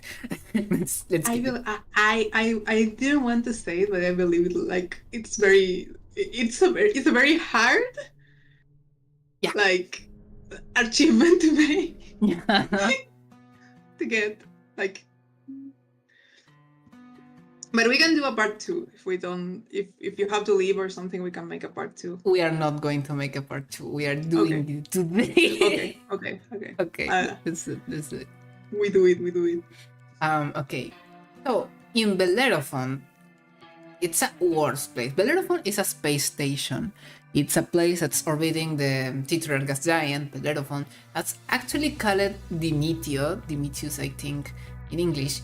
But they used the old name that's Bellerophon because I'm okay with that. It sounds cooler. It's scientific stuff like that changes with time, so it's okay. But well, Bellerophon is a horrible place. It's literally it's a piece of hunk floating on space with people working inside of it, and it has one of the worst ambience. Like we start some years before it, where Augustine is like Julius' brother is giving him the congratulations because Julius is going to work on Methuselah with the AI and all the stuff he likes, but they end up like fighting because Julius says that he has to sell all the thing alone, and he wanted Augustine to be there because everyone loves Augustine and gives him everything in a silver plate. And Augustine was like, yeah, it's my reputation. I was trying to help you with it, but you like act like an asshole. And Julius said, oh, so it's my fault now. And yeah, they have a family fight. The more interesting part of that is the irony that Julius tells to Augustine, the future will come and it will kick your ass, referring to AI. And as we just read, the future came and kicked Julius' ass because the AI didn't want to help him. And well, like after that, we meet some other of the characters that work on Bellerophon. We have Emmy Kwon, talking with Devin O'Sullivan, two girls about Julius. Actually, Emmy was relatively new in comparison to Julius working on Bello, and she says, what happened with Augustine? He's acting like an asshole. And Devin says to her, yeah, that's Augustine's brother. He's an asshole, he worked here and we all hate him. It's a bit sad, but that's what basically what she says. Which also says that Augustine and Julius are practically identical. Like physical. Yeah, physically. And then we have another talk between Amy and Devin, talking about a guy called McKean. Because they say that the guy started telling some kind of conspirative theories about the Fluxgate and the Ansibles and a lot of stuff. Like the guy shows like one of these terraplanists or like all these conspirative guys that starts talking weird stuff, and Amy was like, yeah, it's okay. Talking about that, Amy gets worried because her work, and she fears that the PTC maybe ends up screwing her work and that maybe end up having problems with all of that. But yeah, and Devin gives her a little like advertising. It's not an advertising, it's like a warning about the union, because Amy says, yeah, but union it's okay because they have a lot of fact checking and all this stuff, and I'm getting convinced. But Devin says to her that she has to like be, how to say this, cautious, because grassroots movements tend to betray their cause when they have a little glance of power. There's something on episode 1 I didn't mention it because I think it's better to mention it right now, but Hui told to Nomura that they didn't want another Union witch hunt. So we're probably mentioning here that Union is maybe better than PTC, but not like rosy, beautiful organization that is all good. They do bad things too.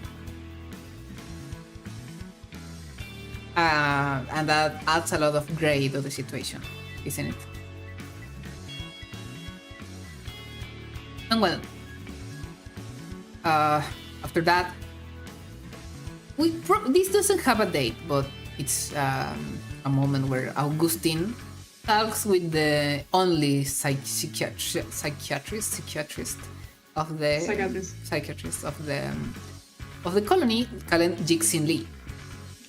And Augustine tells her about the dream of the green sun, the green orb, the green thing, as well as you say, that he was freezing to death and that all his body was like, he felt like his own body was like hurting him, like twitching and like deforming himself, and the only thing that healed the pain was every step he did towards the green orb. Until, well, he saw he didn't have hands. But he says, as my hands evaporated. Yeah, they were severed because they were only stumps, but they were evaporated, basically. Yeah. But the problem there is that Jixin Lee like starts like saying things about the dream before Augustine tells it, and it's a bit ambiguous in that situation. We don't know if that means that other people was also dreaming about it, or that Jixin actually read like Augustine diaries. Reason that why Augustine like gets upset with her, because it's okay, you read my stuff, but he doesn't believe the possibility that other people are dreaming the same thing as him. So it's probable that Jixin Lee was actually having another patient with the same dream, and she was just like a bit like she couldn't help herself but mentioning the stuff before he said it. After that, we have a little bulletin about the AIs of Bellerophon, that are Eris, Sedna, and Ceres. Eris is like the big sister, like it's the one that is in charge of a lot of things in the colony, a lot of stuff that's working. Ceres is the one in charge of air condition, that kind of surviving systems, and Sedna is in charge of water purification. And that's the stuff. Hello, Fenrir. And well, that's in general the thing with the AIs. But in that bulletin, we have one of the earliest like showings of the director of Bellerophon, Theophilos Xenakis, an asshole guy, a bigger asshole than Julius. He lets like a bulletin. He lets that bulletin there. Everyone is like, oh yeah, they think we're dining and whining in this fucking rock. Where are the supplies that should come from Methuselah the last month? And they start complaining about they don't have enough food. They are sick of the rations. They are telling them that the air system are not functioning well. They're feeling suffocated on their own bunks.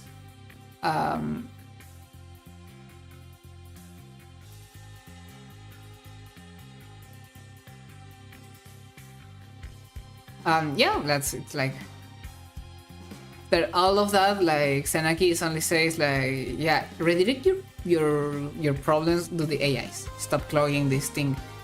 Devin says to him like, thank you for showing your worries.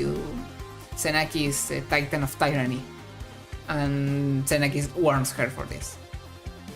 So that's like a little showing. Not the worst one, but one of the firsts. And after that, we have a diary from Silas McKean, the conspirative guy, where he talks about being Prometheus. And that's a really rough start, because if you find a guy that calls himself Prometheus, you know you're talking to a nut. Because he's basically saying, yeah, I'm bringing the knowledge to the human race. I'm bringing fire. Because he met a friend that doesn't offer bargains, a friend that's not like making, it's not menacing. It's a friend that it's actually worried about life and freedom, as he says, and a friend that comes from some kind of other place, because he mentions a glowing orb in the dark, another world in his words. We don't know if it's that, but he's like, yeah, I found a crack in the facade, a lot of like he met the real knowledge. Like he says, we are not. I always knew I was in the right path, and I know I was in the right path all the time, and that we're not alone. So we have someone who made contact with the Nephilim, and that actually thinks he's some kind of chosen one. Like a lot of the conspirative people is actually.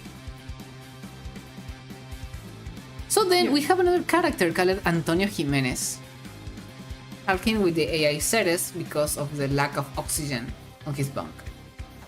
And then Ceres communicates him that Xenakis put the order of basically giving them less oxygen because they are okay with this quantity of CO2. That's an horrible, like it's like literally giving you less air.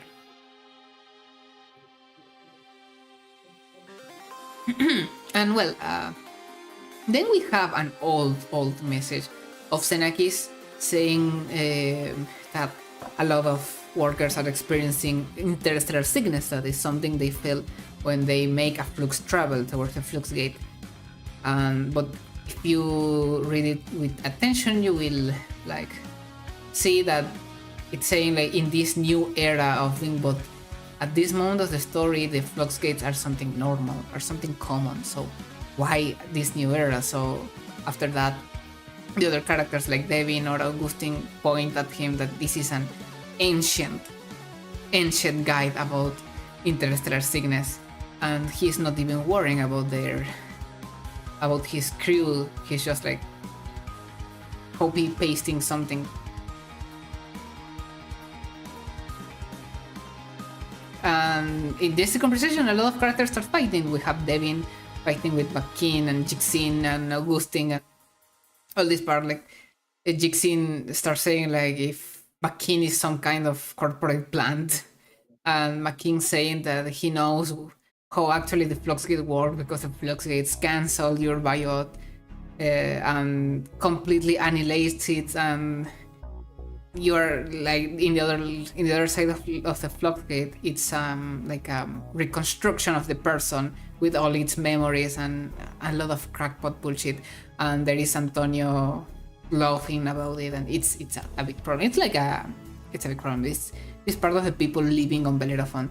It's very different. It's a contrast to Methuselah, because in Methuselah the people were kind of like living their lives with their works and that, and in Belo people is surviving, and it's horrible. So there we see a talk between Amy Kwon and Augustine Kicinski. And we discover that Amy is having problems with her girlfriend, Farah Ismail. Because the work, like, the work shifts are getting longer and longer because of Xenakis. Xenakis is making them work more and more and more.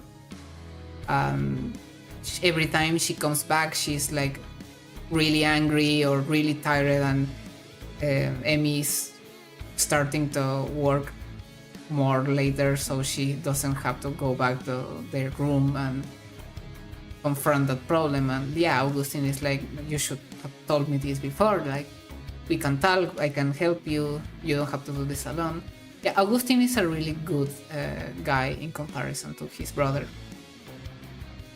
And then Amy mentions that people is expecting an accident to happen to like do something about the situation. But in the end, we see a really good friendship between Augustine and Amy. The working conditions in Bellerophon would make like the Industrial Revolution working conditions seem like a walk in the park. Yeah, it's horrible. It's literally Electric Boogaloo. Yeah. It's like, okay, welcome to your job. 15 hours, no breaks. You sleep in a box. Yeah, it's Have horrible. fun. Actually, if we see Bellerophon, the crew like sectors have people living in practically a cube. It's horrible. It's like a prison. Like it looks like a prison. Well, then we have in as contrast of Amy and Augustine talking, we have Farah Ismail and Antonio Jimenez talking. Actually, they're talking about this fucking shift of work and that. And Farah talks about Amy. Says the same thing. She says every time I go back, like she's finding all these extra hours to work and not be with me, and all this is bullshit, and yeah, she's angry because the work conditions are ruining her relationship basically. But she has a good relationship with her friend and good. The problem is that just and talking with Antonio, we have another little peek. Antonio says that he went to a meeting where McKean was there, Silas McKean. Farah mentions that is becoming a cult, so we can assume that McKean is trying to burst this kind of communication he had with the Nephilim and saying that he has the answer and something, and he bring Jixin Lee, the only psychiatrist in Bella. So it's complicated. And after that talk, some days after that, an accident happens. Something was not well, like regarded, for say it in some way, and ended up making something fall upon Farah, and Antonio had to like cut a part of her suit so the thing didn't smash at her head, but ended up smashing her arm. So they had an accident, they lose equipment, and they basically barrel it lost a member of the crew. That was Farah. Farah lost an arm. And Antonio was absolutely angry and anxious and trying to fill the stupid paper when someone is in danger. He has to fill that shit. And at the end, like, Xenakis comes and says that, yeah, this was completely unprofessional and you damaged PTC property, so we are going to give you disciplinary hearing. And it's like, what the fuck? Like, someone barely died and you're just saying that we are unprofessional and that we broke things and that that Antonio has to confront that as if it was his fault. And yeah, it's horrible. It's horrible. So Devin and Antonio talk sometime later. Devin asks him how the disciplinary hearing went. And basically Antonio says, yeah, this was a kangaroo court. Like, everyone there was only to be with Xenakis, and that Augustin wasn't even there. Augustin could be the only one to help him, and he wasn't there. Probably Xenakis sent him to other place or took like advantage, so Augustin wasn't in there. But the thing is that they want to send Antonio into the brig because of that, because of practically they say that losing equipment is more expensive. They would prefer to only lose a life than losing equipment because they are replaceable and the equipment not. So it's bullshit. So they end up saying in between themselves, between Devin and Antonio, that they will start a mutiny. And that's how that starts. Like, after that, what we have, it's a big, like, a document talking about the terraforming suites, which is a interesting world building, like, stuff that justifies a lot of the gameplay functions. While there are some little messages, like, between the lines, like telling people to get ready because they're gonna start the mutiny. And then Devin contacts with some, like, hidden names for saying in some way that they are, like, advancing with it. That some people got, like, compromised, but that they found some interesting stuff, like military flamethrowers blueprints, so they can start building flamethrowers in secret to confront all the stuff with the PTC. And in that terminal we get, like,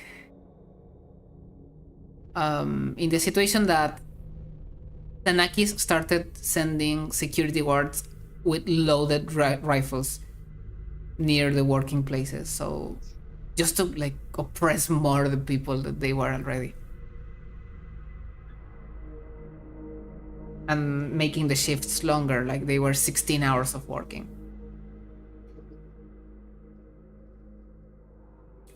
So in the middle of this, Baptiste, the man that was mentioned, I think I didn't mention it before, right? There was a little mention on episode 1, really little. You can look it up from it very easily. When Julius and Obi were talking, Julius tells to Obi that if Baptiste discovers all their plan, that he would go into a rampage. So here is the first moment where we actually see Baptiste talking, and he results to be some kind of PTC, like, administrator, CEO, like, not a CEO, but he's important on PTC.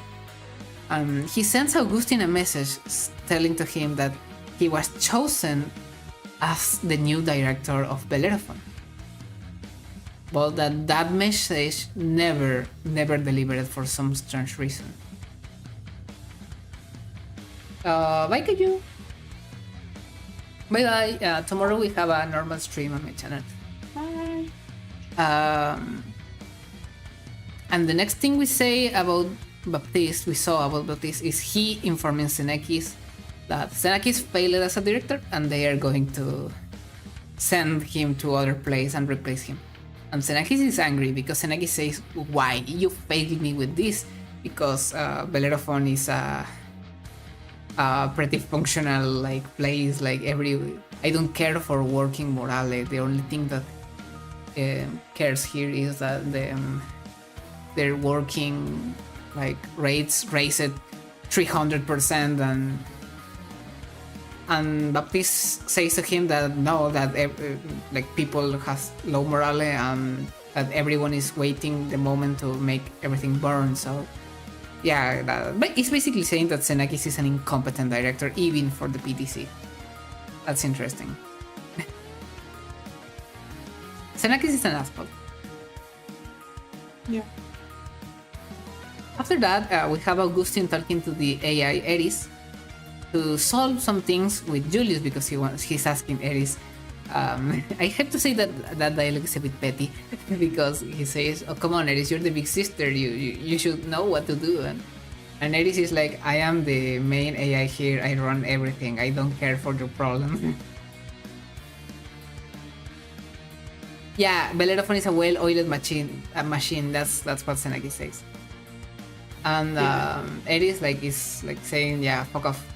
And Augustine gets angry and says, "What does my brother sees in you?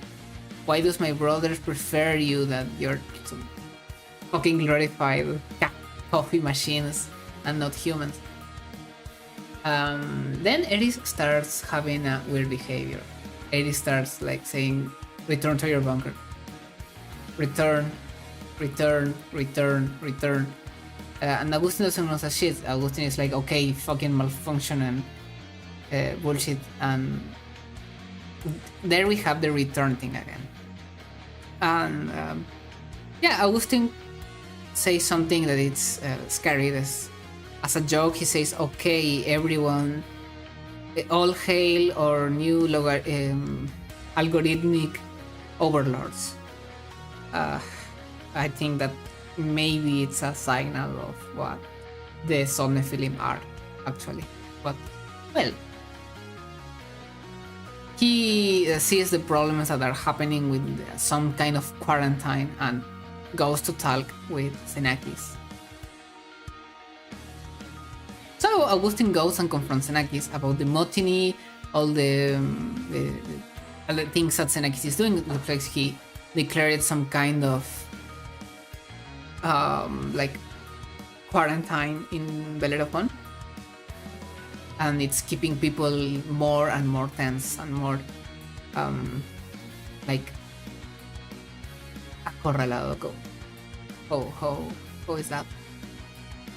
Like cornered. Yeah, more cornered. And if you start treating people as criminals, they will start like acting like criminals. Yeah, or like backing them against the wall or something like yeah. that. Maybe, I don't know. And then like Xenakis shows Augustine the footage of the Nephilim on the Fluxgate. So they received the Nephilim actually arriving to Bellerophon. And that's one of the reasons why he started a quarantine. He closed the door so they don't enter, but at the same time... Oh, that's for episode 3. At the same time, Xenakis is like letting taking some of the aliens to study them. So Augustine tells him that he should like talk to the whole crew instead of like gatekeeping this, because the arrival of aliens is something really, really big for them. It's the first time that happens.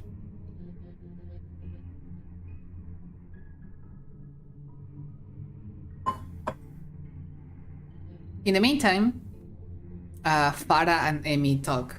Farah in the medical wing, obviously. That's so sad. Yeah, Farah is totally depressed. She says that she's worth nothing, that she will never go work again, and she's just like, yeah, she's like that way. Like that way. Yeah, they will throw her away because she's useless. And Amy is trying to convince her that she could work on the same place as her, that she has a really good brain, like she's really smart, that they will like get over all of that. And yeah, they have some kind of reconciliation because Amy says that she is her life, that she doesn't care if she has to land away from Bellerophon or ruin her actual career because Farah is her life and she wants to be with her.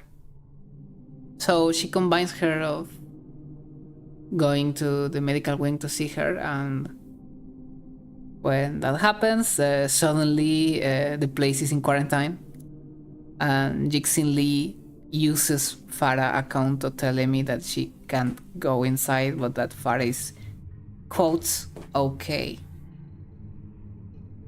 Something that it's like really worrying because Farah is not answering, and they are on a sudden quarantine, and that's horrible, horrible. So after that, we see actually Jixin Lee trying to negotiate a change on the working shifts with Xenakis and being like brutally rejected. Like she says, we could like afford some kind of loss in the rates, but better the work shifts and the morale of everyone, because everyone is mad tired, everyone is trying to make another mutiny. Unless there is a little problem about it, because she says there's whispers of mutiny, but there was already a starting of a mutiny, if I'm not wrong. But that's the point. And Xenakis tells her, no, that's not going to happen. Don't lose your time with me, because that's not happening. And if anyone tries something funny, I'm going to give you larger workships, and I'm going to take the AI to scan their DMs, and that because we are leading the biggest endeavor of humankind, because we have to study these aliens that are maybe enemies. And yeah, he's an asshole. I say we do what we must, but I can assure you that that guy sleeps his 8 hours calmly on his room, while the rest of the crew is like sleeping only 4 hours, maybe less.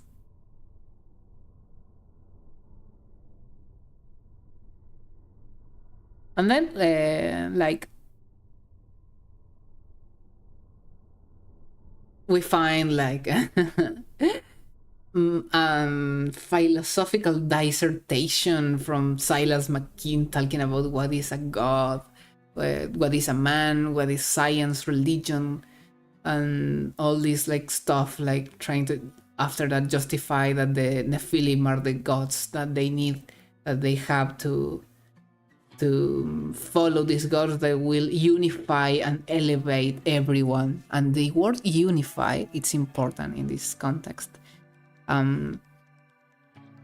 Basically he's saying that they should join this kind of hive mind, because that will transcend everyone to the land of old or something like that, some crazy thing he's saying. And he ends up saying that he will be the one to build their temple. Yeah, it's the thing I said, he's like he believes he's some kind of chosen one.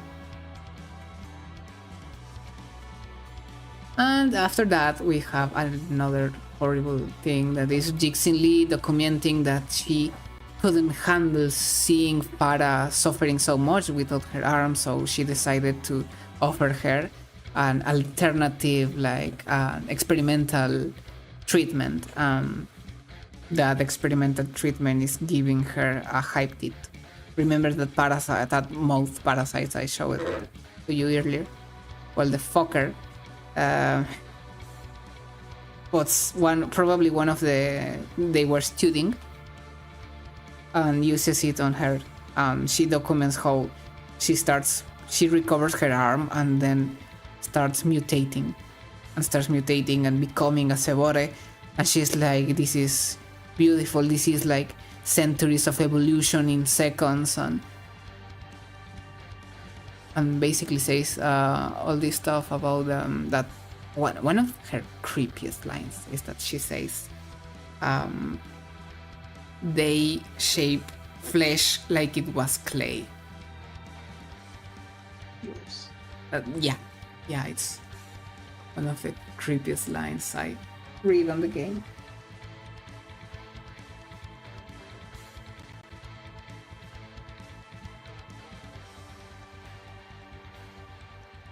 Well then, we after that have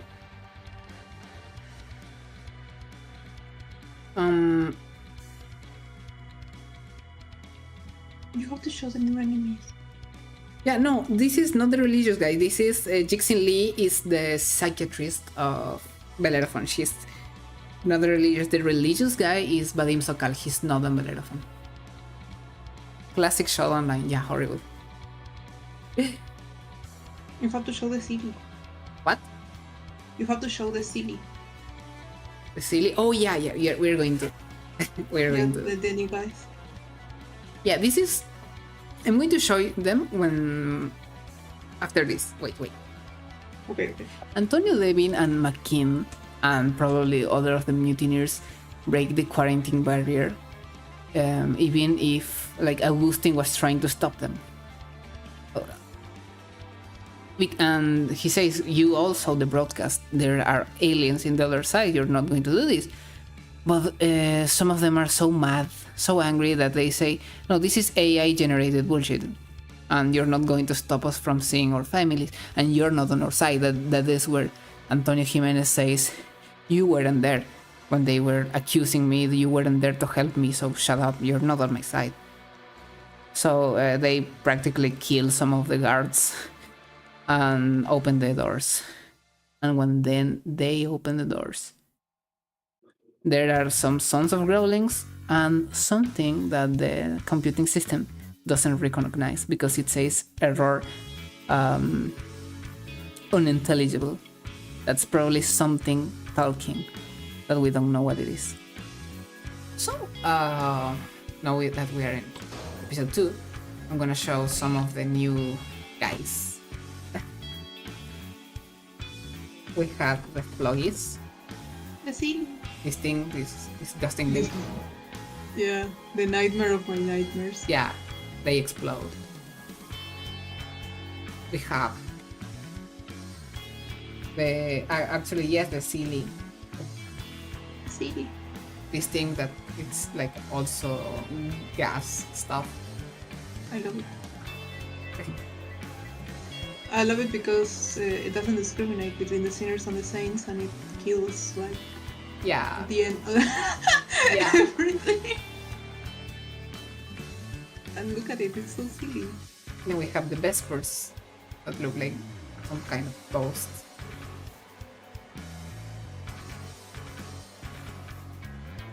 And yeah, there's the boss, but I'm not going to show the boss. Not yet. These are the 3 new enemies.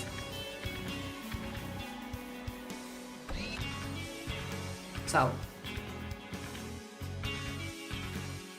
the Nephilim are inside now. Are inside Bellerophon. Everything is going to shit.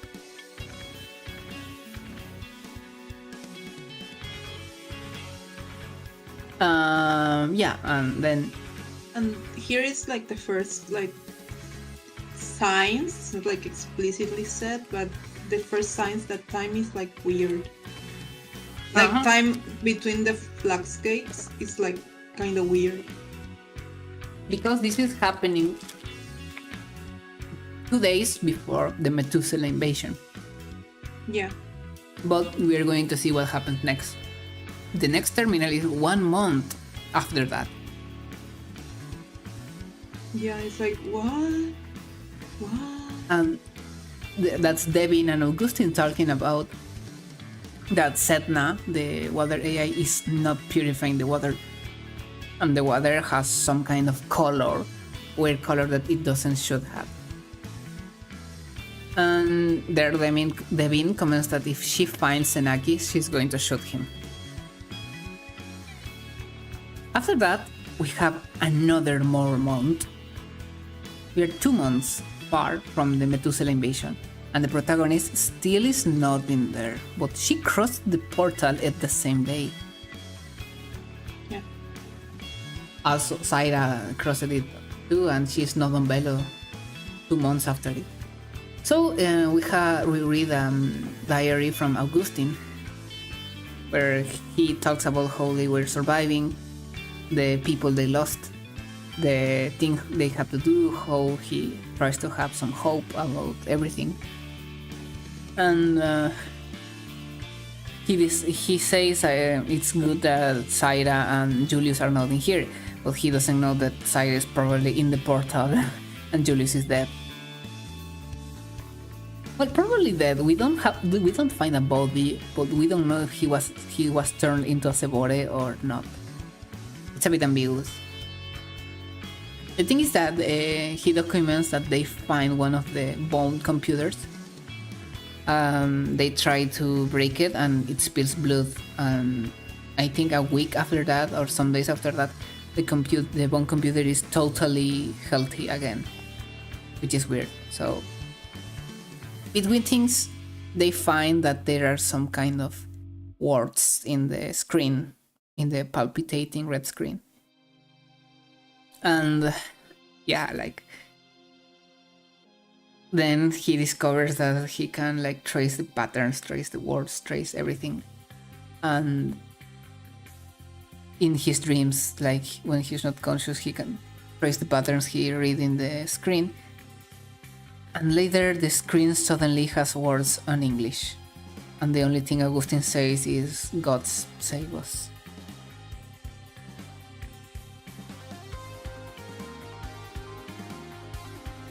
After that, another month more. Emi finds Augustine dying.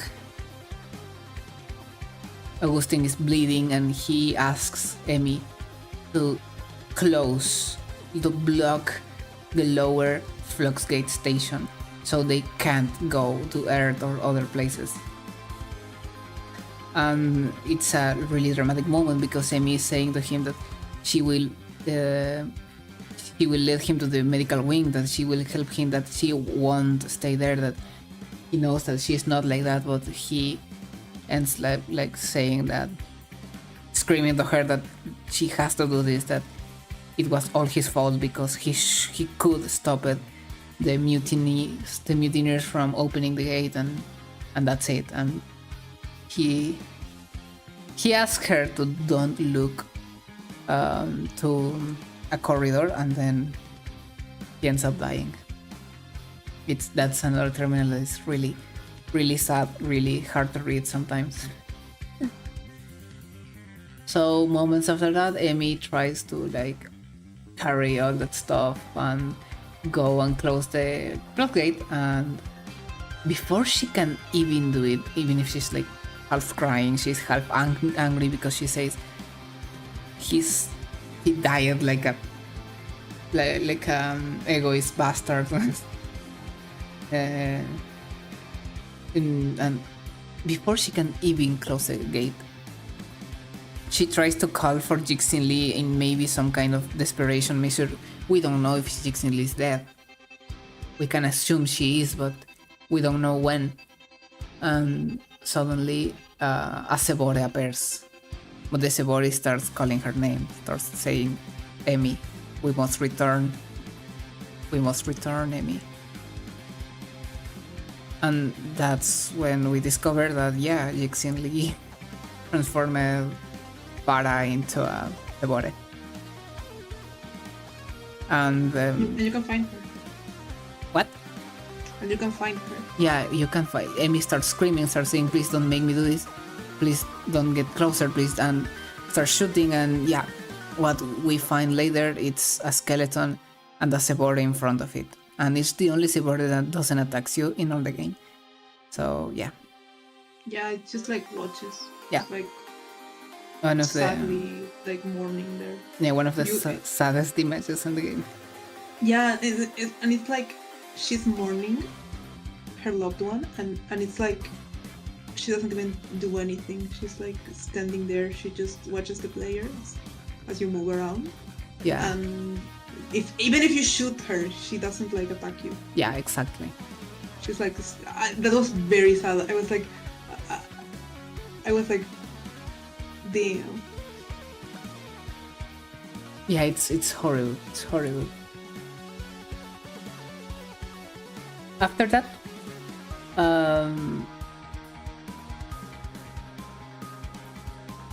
Devin finds Xenakis, and as we can wait, they have a little discussion. Like Devin says, everything of this is your fault. Everything. And Xenakis is like, no, I am the director of this colony, and you're going to hear me, and yeah, Devin shoots him. Yeah, that's it. Devin shoots Xenakis.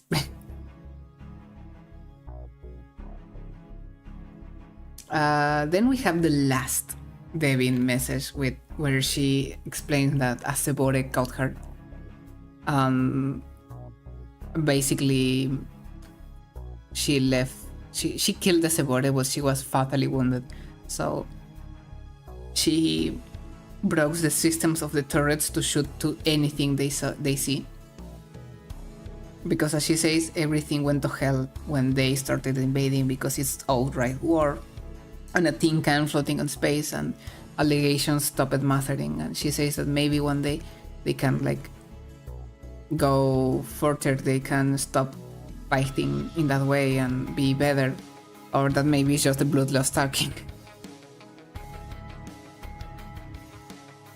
That's the last message. She says that don't go up looking for her because she will be dead for that moment. And finally, Think Jaswinder, the guy that survived on Methuselah, arrives to Bellerophon, but a lot of time after that, because he saw everything a disaster. He says everything is like in a bad state, that there are a lot of skeletons everywhere instead of fresh corpses, and that it's a decaying hunk, like everything is decaying. And that he can't contact the local AIs. So he makes some studies. He says, well, I don't have an AI, but it's not impossible to make a flux jump. We start understanding that he's probably one of the persons that understands better the flux technology. He keeps studying the monsters, but tries to keep away from them. So then we have Sora and Zaira arriving to Bellerophon. A bit more fast than everything of this. Sora arrives and everything is on the shit. And Charon says that she should get out of there because her arriving separated a part of the flux model. And yeah, basically Charon explains Sora what is Bellerophon, what was its function, and that she was away for a week. But he gave some kind of insight that maybe it was more than a week, because they say, I'm sorry, it was they, I'm sorry. And they say that it's been 507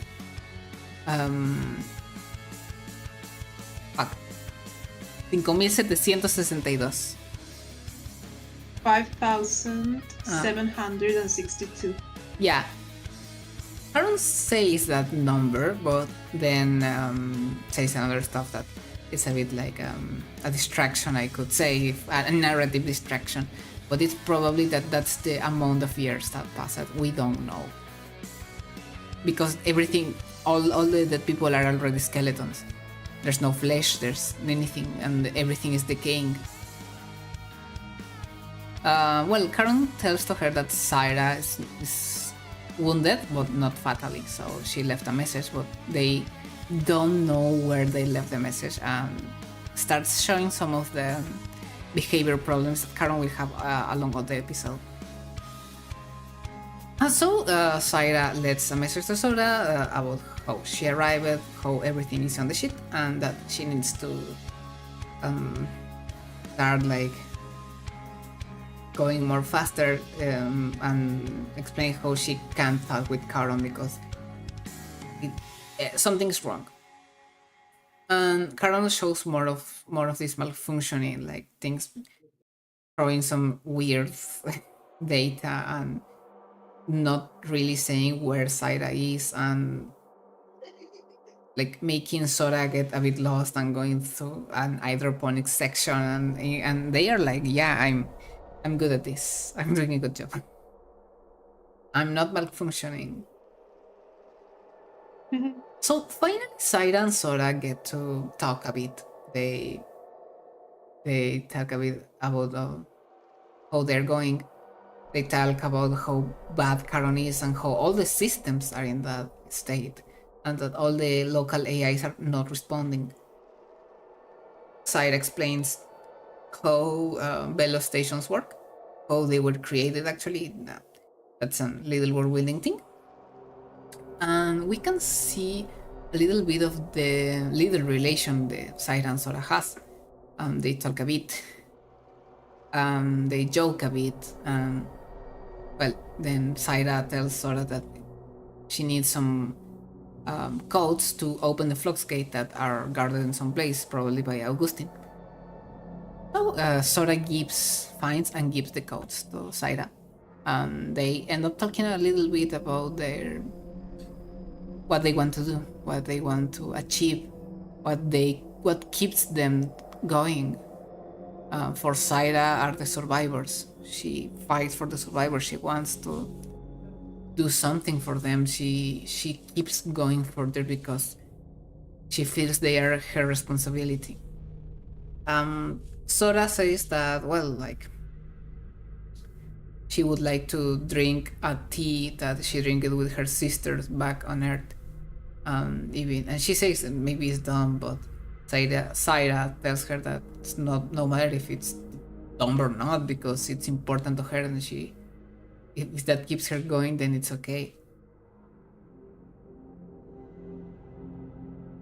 So, well, they keep going. Caron then talks with Sora because Saira says, okay, I kinda could reason a bit with the fucking AI. But Caron doesn't recognize Sora. It's like, who are you? But even as like Caron guides her a little bit because of the orbital elevator she has to take. And Caron talks about a strange use the Nephilim are giving to some like cells on the place, or the strange use of the energy. Also, Caron mentions that they are malfunctioning for something that they are aware of and are choosing to ignore. Something is in the system and we don't know what is.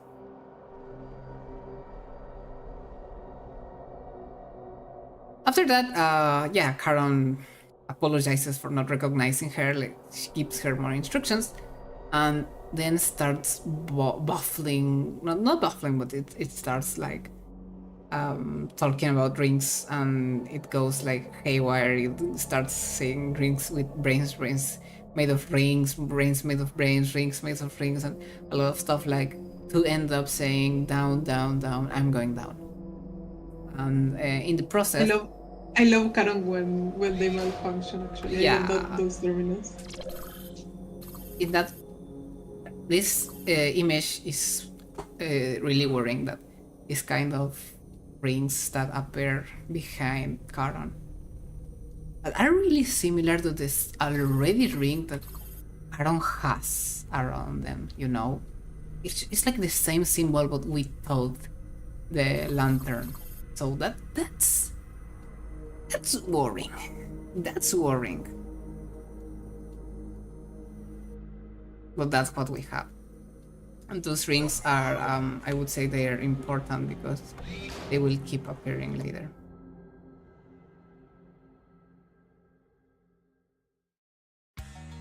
Oh, yeah, Saira tells Sora how everything is going to hell. The live functioning systems, the computers, Caron asks her to get faster, and before she could keep speaking, something happens. And that's because the doors opened and let a lot of Nephilim attack her, and she had to flee. And she mentions that there's a ghost on the computer that is haunting them. That's another interesting comment. And they need Charon to use the flux gate, so they need a functioning Charon. It's terrible. So after that, Sora finds the three AIs, and they are really likely to be infected. They are like glitching out and saying like crazy things to her, like they say that they want to end her existence. They are happy to see their prisoners rot and decay, and they give the welcome to the flood. The flood is coming. It's already here, and about something that the blood will feed the Nyx. And what is the Nyx? So from the three AIs, Eris is the one that says one of the most interesting dialogues in between them. That she says "Gloria in excelsis Deo et in terra mors," which means glory to God in its heavens and death in the earth. That, taking in consideration the part of the demiurge, it's really creepy. So Sora ends up destroying the AI cores, and that helps recovering the stuff. So Charon starts like they can contact with Charon again, even if they are damaged, but that helps them keep going. But Charon keeps mentioning, confuses words with food and other objects, and Sora ends up on Tantalus. It was an investigation, like a research place where they were studying the aliens in general, and they were studying an alien object, but they all died before finding something interesting about it. That alien object is one of the first skulls you find. It's one of the, like, a skull key.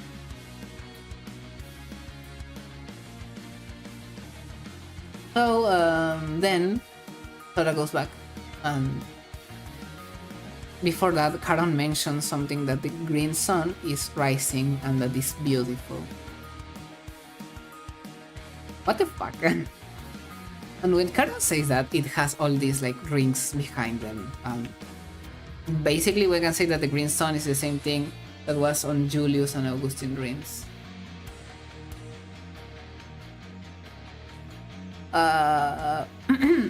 So Syra and Sora get ready. They tell between them what are they going to do when they reach Earth, like having a path or this kind of stuff, because they really want to reach them. And they say, when we get home, not when, but we are going to get home. You can skip blowing up the tier 8 or by going to the secret level. Oh my god.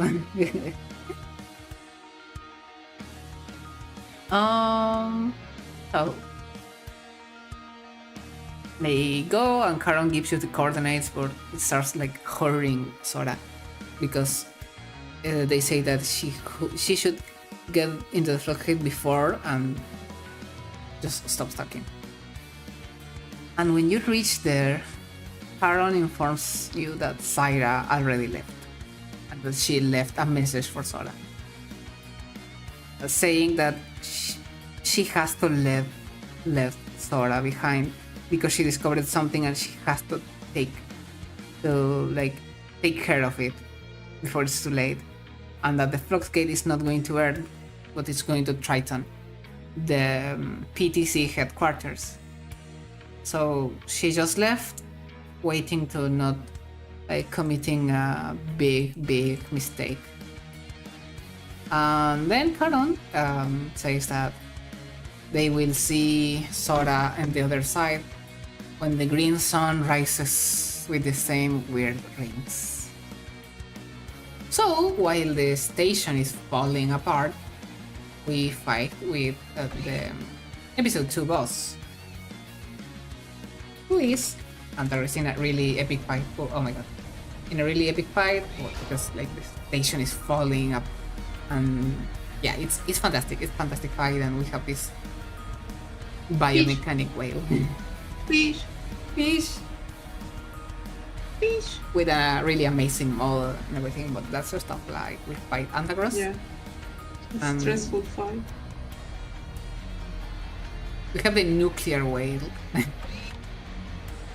That fight was difficult for me. I remember.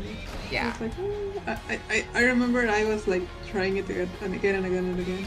Yeah. And well, at the end of episode 2, Sora goes through the gate and she suddenly appears in the Pitiless expansion in middle of the dark with the green sun there waiting for her. So she reaches for the green sun and she lost her hands. She sees how her hands disintegrate and everything ends. That's how episode 2 ends. Probably remember that. So, in the time the music ends, I will go to get some more water. So, we end up finishing episode 3. I think we can do it. We can do it too.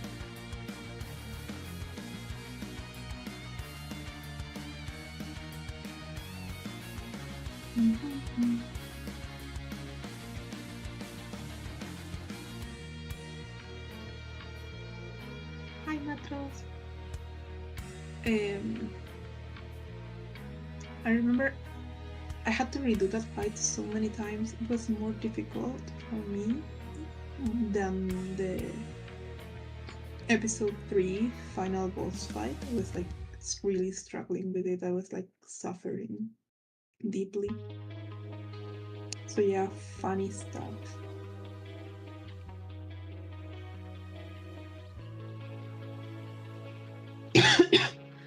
Sorry, I'm kinda getting sick.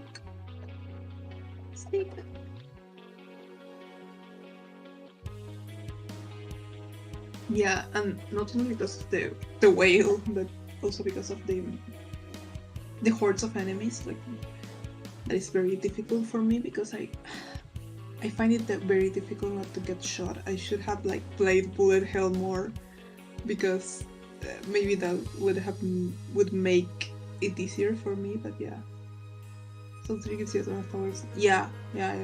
That if you time it well and you use that power-ups like in the correct way, it can be very easy. I think I got it like on my 3rd try. The first time I played that. Well, the only time I played that. I haven't replayed it. But yeah, it's like easier. I remember the whale took me like 5 or 6. I don't know if it took me more tries, but it was like very frustrating for me. I like reset it like a lot of times. So yeah, also when I was playing that, I was like, I don't know, I didn't coordinate my hands well. So yeah, that was kinda difficult for me, but we persisted and we got it in the end, so never give up. I'm here. Say hi. Hello, Matros. Okay, let's go right away to episode 3. So, in episode 3, we have some old context. I think we can summarize a lot of stuff more here. There's a lot more of terminals, but since we have no much characters and no much dates, it's a bit more easy to like summarize stuff. In basis, we know that PTT was like having their problems that with no importance, like economical stuff and fights between PTC members and shit, some personal confrontations. But around that we have more terminals from Baptiste, who is like pushing his project with Methuselah. Like, we discovered that Methuselah is his project. He says that Methuselah was a clean state, a new start for humanity, on a place that doesn't have to end up like Earth. Like, the Earth is totally wounded and with bad leadership. So he convinces the PTC, like actual, like, I don't know if he founded or something, but he convinces his son to vote in his favor so Methuselah can have the fundings he needs. And yeah, he does it. He's pretty much a manipulative man, I have to say. He has an interesting intention, but at the same time, I don't trust him. I don't fully trust him. And around that, he also approves Julius' work with AI, and he is at the, like, he knows who Charon is. He knows Charon is a project from Julius, and he wants it on Methuselah, and explains to Julius when Julius comes like worried because he knows what are they going to do, and Baptiste says that they are protected by PDC basically, and that everyone like accepts some of the terms and conditions without reading them, and that it's okay if Charon spies on everyone's like conversations, because the best way to train an AI to act like a human is reading real-time human conversations. So he also chooses Obi as director for Methuselah because he sees in like he's the right guy for doing it, that understands his objectives for humanity getting better, even if Obi doesn't want at the start, because he doesn't know where is Baptiste aiming.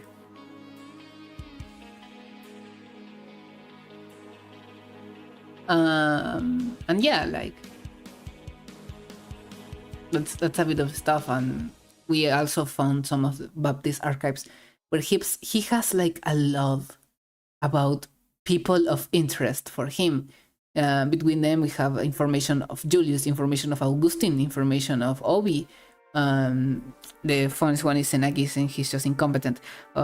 We have information of Zaira, that Zaira is the most dangerous for Baptiste because she's really smart. She sees through everything he tries to do, so he can't like manipulate her. It's a lot of interesting stuff. But one of the most like I find it confusing is that in one moment in the terminal, Baptiste says that if someone that is not him found that information, is because everything went to hell, and that nothing can be done with that. And he says like, good luck, stranger.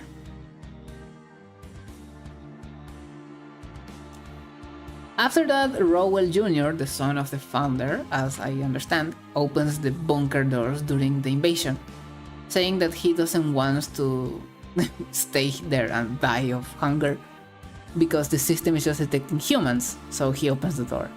As consequences, the Nephilim enter the PTC bunker. Baptiste tries to communicate with a mangler that only repeats return. And at the end, all the PTC executives in the bunker die because of the Nephilim. And that little point, it confuses me, because now I don't know if Baptiste knew something about the Nephilim. I think it doesn't, because he was pretty much like confused by the mangler trying to talk and that stuff. But I don't know. So, what happened with the survivors, you would ask, if so much time passed by? So, Sokal got in charge of the survivors with Murdoch and Adrian. And they explained that in a lot of occasions, it was hard for them to like settle on Triton. They somehow reached Triton. And at the start is confusing. We have an answer for that. The answer is that Erin guided them. They made the shuttles land again, and she guided them through the flux gate to Triton. Yeah, they're now living there. They have a lot of trauma. They have a lot of PTSD. Except for Sokal, who is like holding to his fate, and Adrian asks Sokal to share his fate with everyone because people see him as this stone-faced survivor that is like calm in front of all that horror, and he says that he will only accept people if they want to hear, because he doesn't want to force his fate on people. At least he had like good intentions at the start, and they were like making some progress. Like they have some like failures on the station that they have to repair, and some stuff they need, some supplies, some they had like some of Juno, the AI Juno leftovers to try to work with. But yeah, that's the stuff. The only people that doesn't like believes on the fate, it's Murdoch, but everyone else like starts holding on that fate that Sokal starts like sharing because people wanted to hear him. And in that, the idea of union starts growing on Sokal, because he starts seeing this like the people of the survivors, everyone, like the spirits are not broken, that they can unite as one people, that is God's work. Basically, he's doing God's work in his words, and that doesn't sound good. Because McKean in his document referred to the Nephilim to unionizing, not unionizing, but like union, making them into one people. McKean already said that, so that is really suspicious. But well, like Murdoch believes on Sokal at the start because she sees a good leader on him, but she doesn't fall for the fate. So the time passes, they have some problems, like Adrian finding some old Fluxgate codes on the PTC bunker, but Murdoch asked them to delete them because it will never be safe outside, she says, and she fears to be found by the Nephilim. She mentions that they already have problems with splinter groups that wanted to go back home. And the worrying for Erin that there's like a growing fanaticism on the people around Sokal, that a lot of zealots are starting to rise on the faith. And Sokal is happy for that, because he believes he's like accomplishing God's work, as I said. And when Murdoch asks him to like have an eye out, Sokal tells her that he always have an eye out. He starts worrying and starts having some similarities with the idea of a demiurge, if you start thinking about it. He's making the work of God for God. He's making the people into a union of one people, as he says. Is worrying, really worrying. And after that, they have some like celebrations about the stuff they achieved, and Murdoch doesn't want to be there because she doesn't feel she's a hero or a founder or anything. And she then tells Adrian how she saw horrible things when working in the Peace Corps that were probably some kind of military group of the PTC. That she saw horrible people with horrible purposes, but she always saw a purpose on people. Maybe stupid purposes, maybe coward purposes, but there was always a purpose. But then she says that when she guided people through the flux gate on Methuselah to reach Triton, the Nephilim were no more attacking. The Nephilim were not defending themselves. The Nephilim were not as relentless as when the invasion started. And she doesn't understand what's the purpose on invading, mutating, and then just stopping. That's another weird stuff. And well, yeah, she talks. We talk about her relationship with Adrian a little bit, but even so, Adrian just like gives the codes to Sokal, even if Erin asked them to delete the codes, and yeah, Sokal asks to a time capsule to be made that should open every 50 years with the Fluxgate codes, with Jaswinder Fluxgate blueprints. Some of the Methuselah like stuff to remember that Methuselah exists, that there is their legacy, that they come from there. Some of the sessions of Rowell Jr., the son of the PTC CEO, and stuff for security, and leaving some people behind.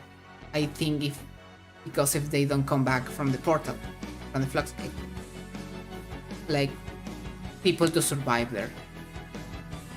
But Erin Murdoch, knowing this in secret, goes to the time capsule and puts the time stuff not to 50 years but 500 years.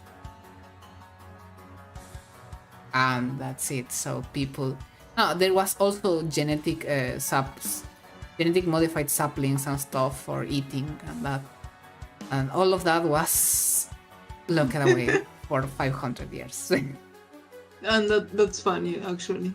Yeah, not funny. That means that the people that stayed on Triton was trapped under. They couldn't activate the Fluxgate because they didn't have the codes. They couldn't eat anything more than they already had. And yeah, they were in a cold bullshit place. Probably Murdoch did it because she didn't want it to be followed by the Nephilim, or she didn't want it to be followed by the Zealots. Oh, well, that was a big mistake. Between these 500 years, a lot of things happened. Yeah, they were safe, the Nephilim couldn't attack them, but here's where the things get a bit weird in a good sense. So people in there keep like adoring Sokal, adoring the faith, the religion, their maidens. And so time started to go on, and they developed more technology, and they started like giving themselves some technological implants, basically entering on the transhumanism aspect of this. Like they started like implanting mechanical parts on them, which raises the question of, if you think about it, the Nephilim also are biological beings with mechanical implants. What can we make about it? So, they grow up becoming big, like, cultist civilization that adores technology, and the founders that led them in there, that are Sokal, Murdoch, and Collar. At the point that the leaders, that would be basically a pope, because they have some basically some Christian behaviors because of Sokal, they call themselves like Sokal, Low Sokal, and stuff like that. It's really weird, but it shows how zealous they were about it, how dangerous they were about it, really.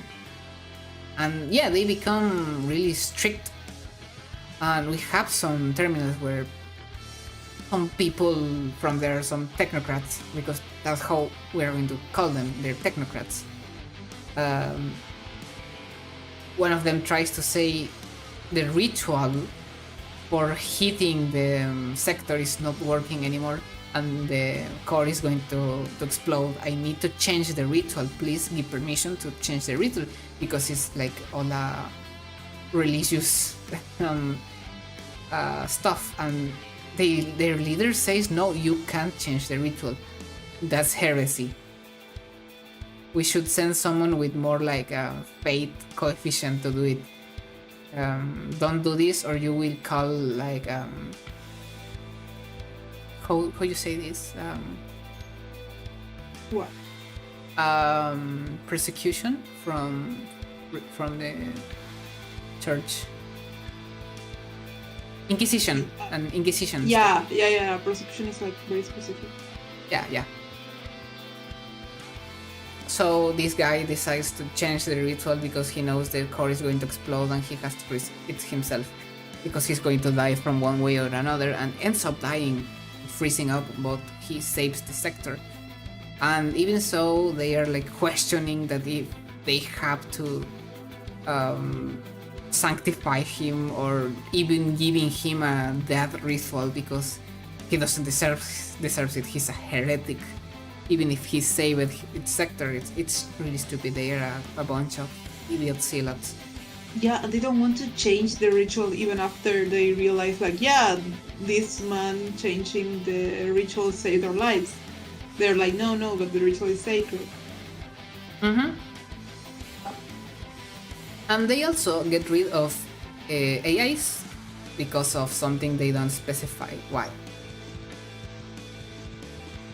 And we have some like other funny terminals where like they actually it talks a lot about their society, but they don't want to add some salt to their food because their food is as perfect as the founders led them to be, and they don't need anything more because that's heresy. And yeah, it's crazy. It's crazy. They yeah, it's complicated. But yeah, they became a full religious fanatic civilization that endured in a horrible place like Triton, and they advanced their technology so much that they could like rise a little bit the temperature of the planet, of the moon. Not that much, but they could make something. And yeah, they made a lot of technological advances, but always with a religious reverence. 500 years after that, the time capsule opens, and they found everything, and they found the Fluxgate codes, and they are like excited because it's like a message from the founders, and now they can go out, and they don't even know if that is like heretic because they're leaving the home that made them being what they are now. And yeah, they basically they left Triton in the same day as the invasion started on Methuselah, on April, at the end of the probably the end of the month, but in April. That's the thing. But the invasion started in Belo too. Moon? Yeah? I'm going to go make some tea. Be right back. Okay. Yeah, Technocrats left, and that's it. So after that, just Winder arrives to Triton. Strangely, he arrived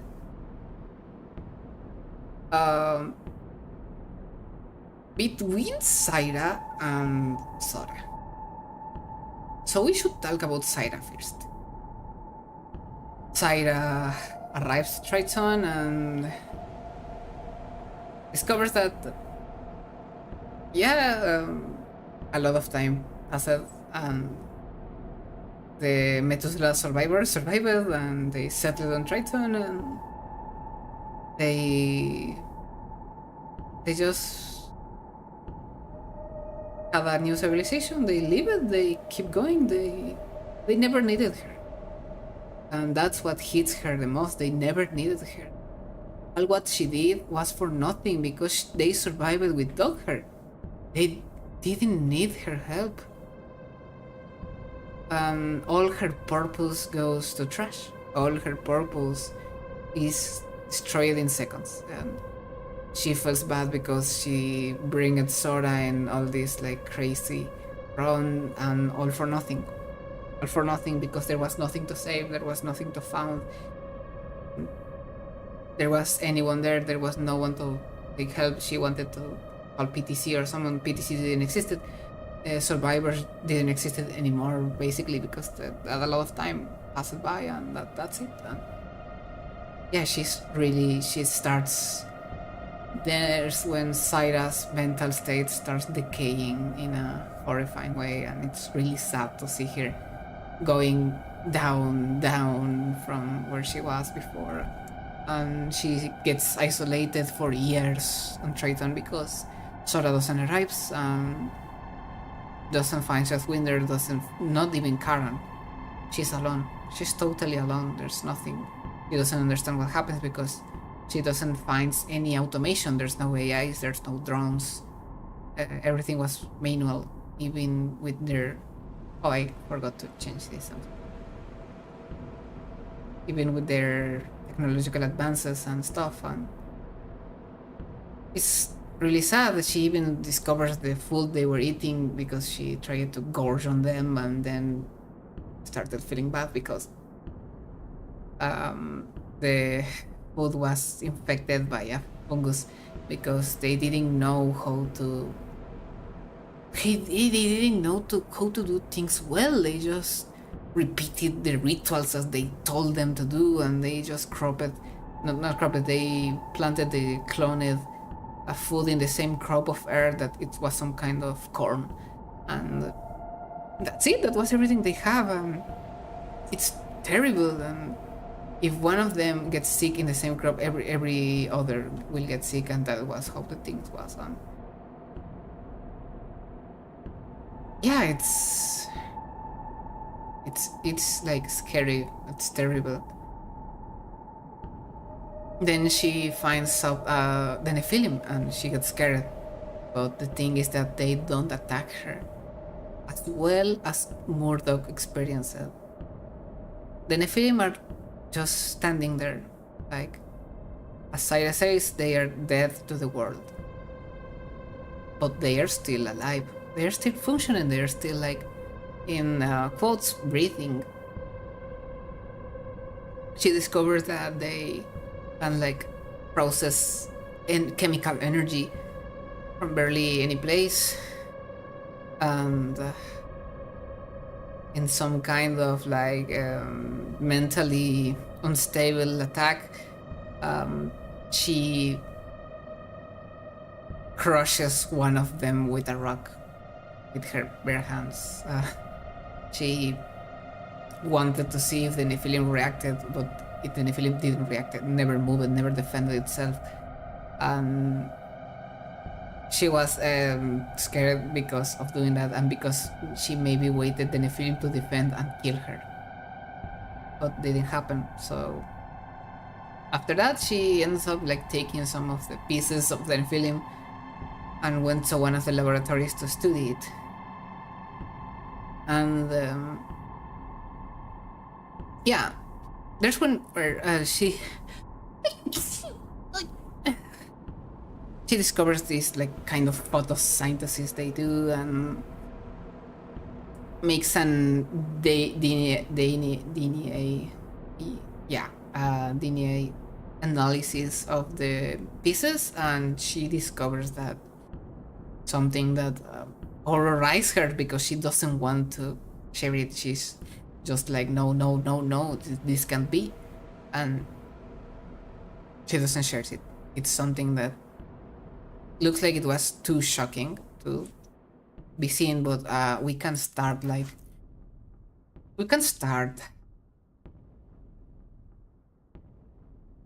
and say, okay, maybe what she found is that the Nephilim have the same genetical code that humans, because probably the Nephilim are the humans from the future. Yeah, that's probably one of the stronger and most shocking points of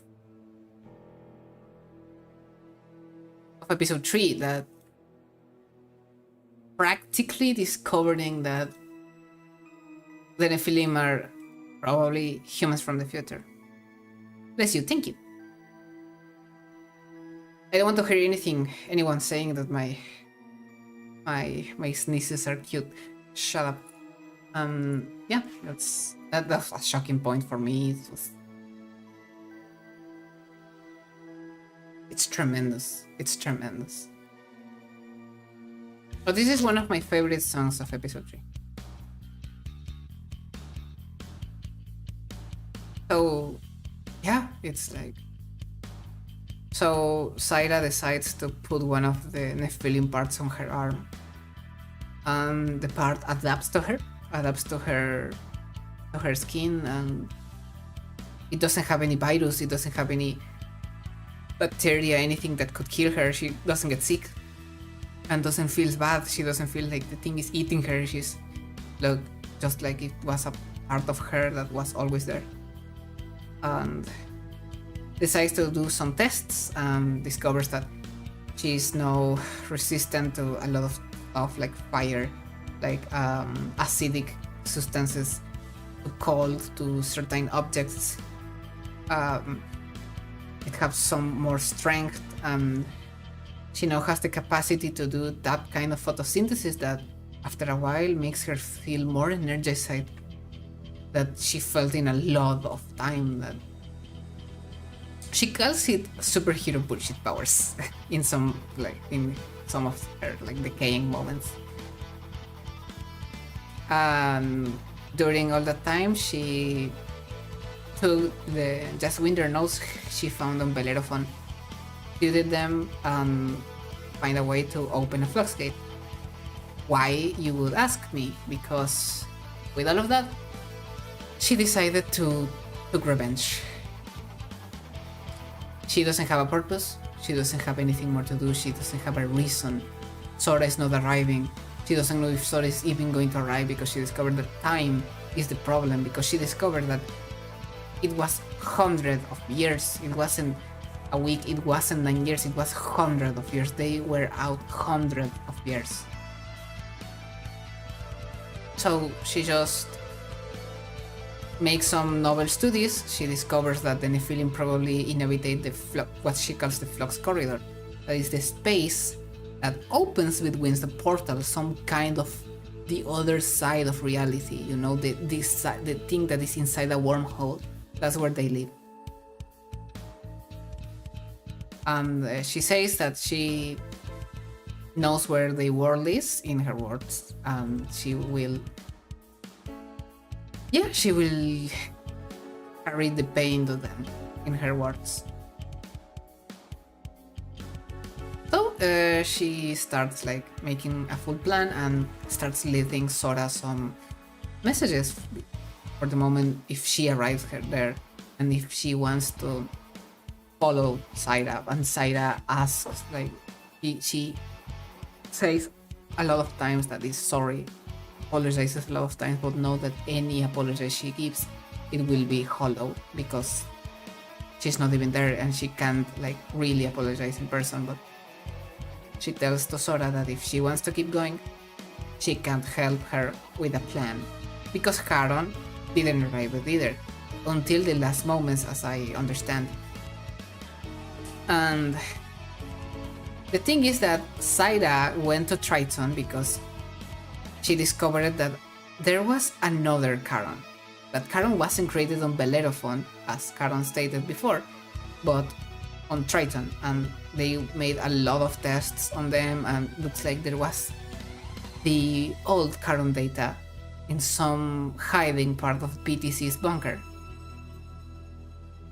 So she took it and made a whole plan to trap Charon inside the bunker that Sora had to make, so they could get rid of the old Charon that wanted to take everything on its lead, like it wanted to take the leadership of all and decide who can live and who can die.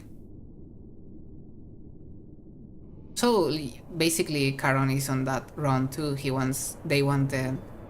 I'm sorry for the he's. The thing is that in Spanish we are basically fighting a bit with the neutral pronouns, and people still use the masculine as the neutral pronoun, and I'm trying to fight that because I don't like it either. But so much years of that, and people still doesn't use some better language for it, but doesn't matter now. But the thing is that they are basically like pursuing Cyra's override codes and a lot of things because Caron wants to control flux gates and wants to move whatever they want to go and do. They say that they have like the of saving humanity, the whole human race, and that Cyra actions are putting the human race in danger.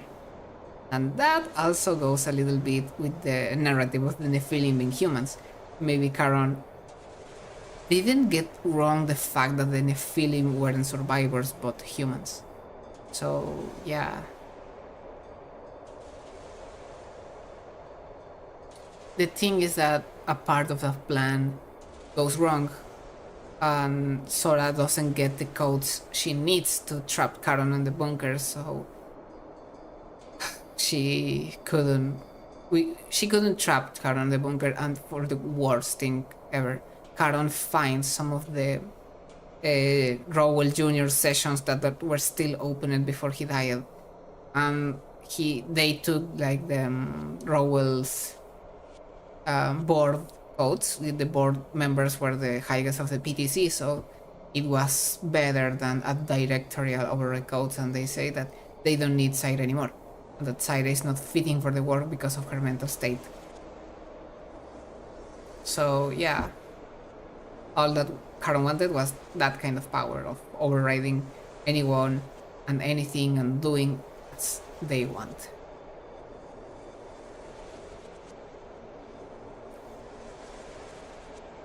In the middle of that, Jaswinder arrived to Triton before Sora. Discovered all the stuff that Cyra left behind, discovered all the terminals that Cyra left. He's happy that Cyra is alive because she was his pupil, and wants to find her, but he's a bit strange, not just because how Cyra found his notes on Velo, and how it's possible that now he reached Triton after Cyra, even if he left Velo before Cyra. And he's worried for Cyra's mental state because he reads all the horrible terminals she left behind, all her sad and crazy moments, and he questions Sora's existence because I assume because he never knew her. But yeah, he's going behind Cyra because he wants to find her. And at the same time, he's starting to feel some kind of morbid interest on the Nephilim, and that's scary. But at the same time, he keeps feuding them, and that's where we can enter and show some of the new monsters. The first one is a drone with a brain inside. This is Caron's fault because Caron reached Triton and saw that there was no automation and found a drone, like drones installation, and decided to build drones, and everything went to hell because yeah. So the Nephilim took drones and they have brains inside now. And the drones can also, like the Cereberox can also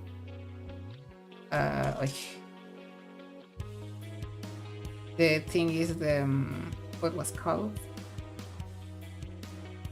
Terciped. Oh, Terciped? How is it? Terciped, yeah. It's basically a bigger machine It has long legs. In a small place, they like get this little, but it's if you destroy the machine, the cerebral goes flying. Then we have the pantale, that is like a ghost fish. These things only can revive corpses. They don't attack by themselves.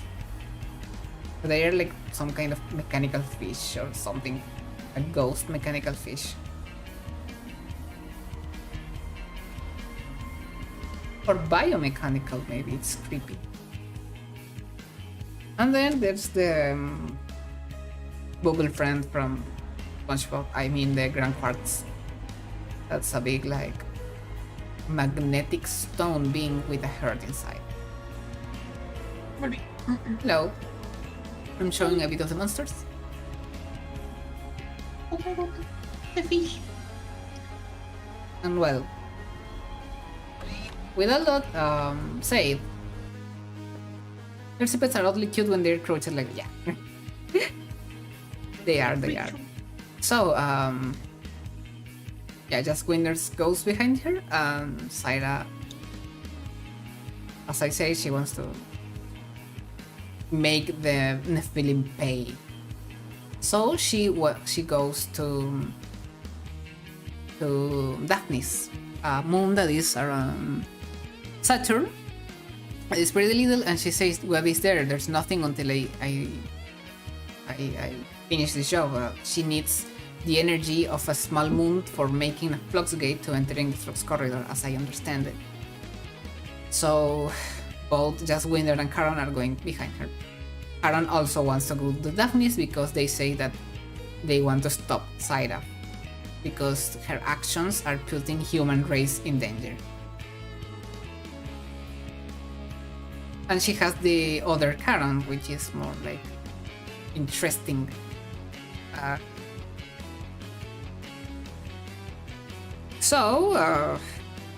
Yeah, that's pretty much it.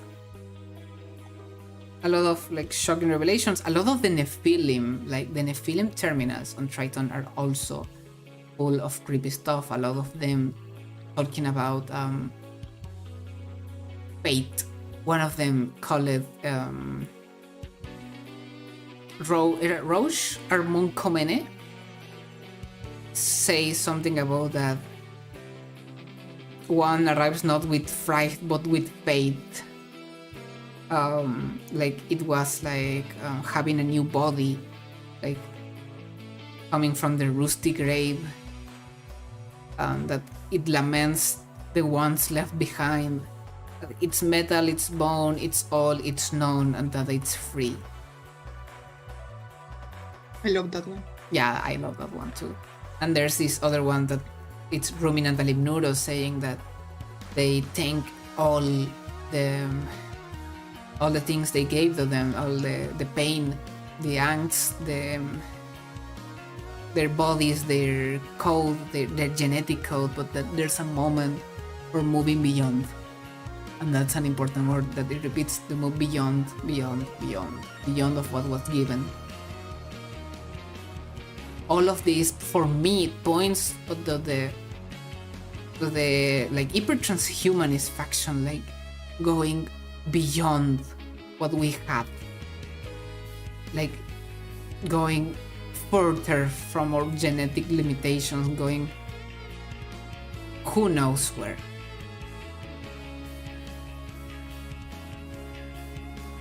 And some others say some horrible things like death. What is what you fear? Death, life. We made them the same.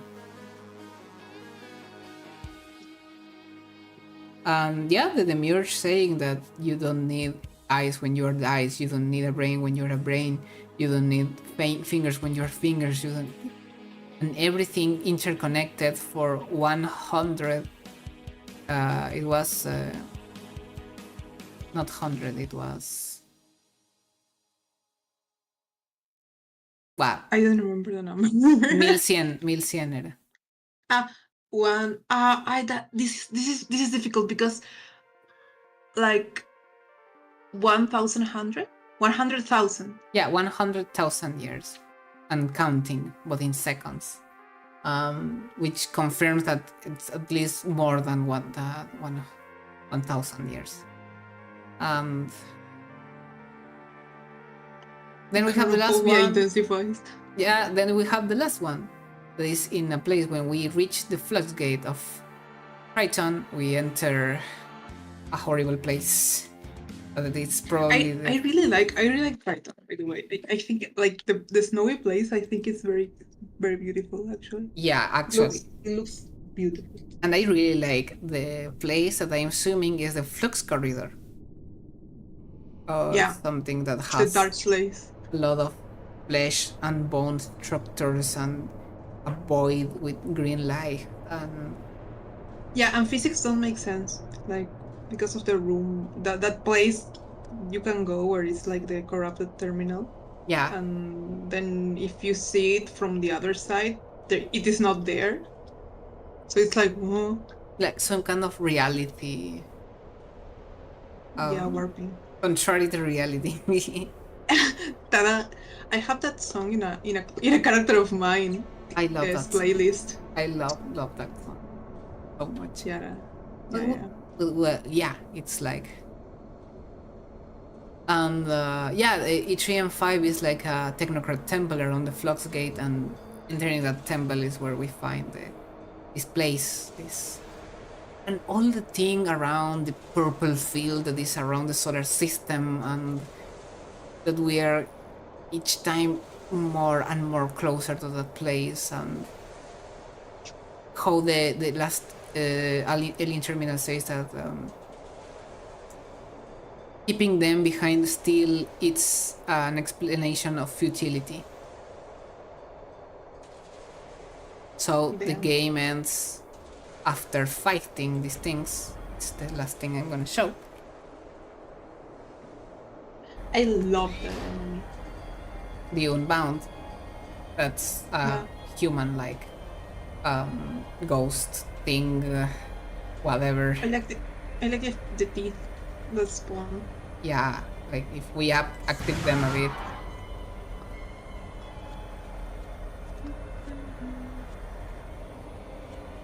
And let them go. Yeah, that's a thing. And after that, we fall into a red void with a flesh spine coming from upside and a computer connected at the bottom with and that computer this is the last terminal. It has the same ring we saw behind Karen and a strange name. So we have a full terminal of confusing. Are you there? Can you hear us? Are you receiving us? Are we there? I think that's the worst part. We see you. We need you. We must return.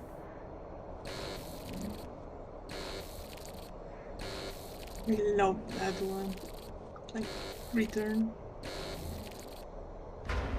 After that, Sora is like taken away by some kind of chain, and everything turns red, and that's it. That's where episode 3 ends. Yeah. And that's everything we have, basically. Sadly, it's too late. So I don't think we can make theories for episode 4. I have to left like right now.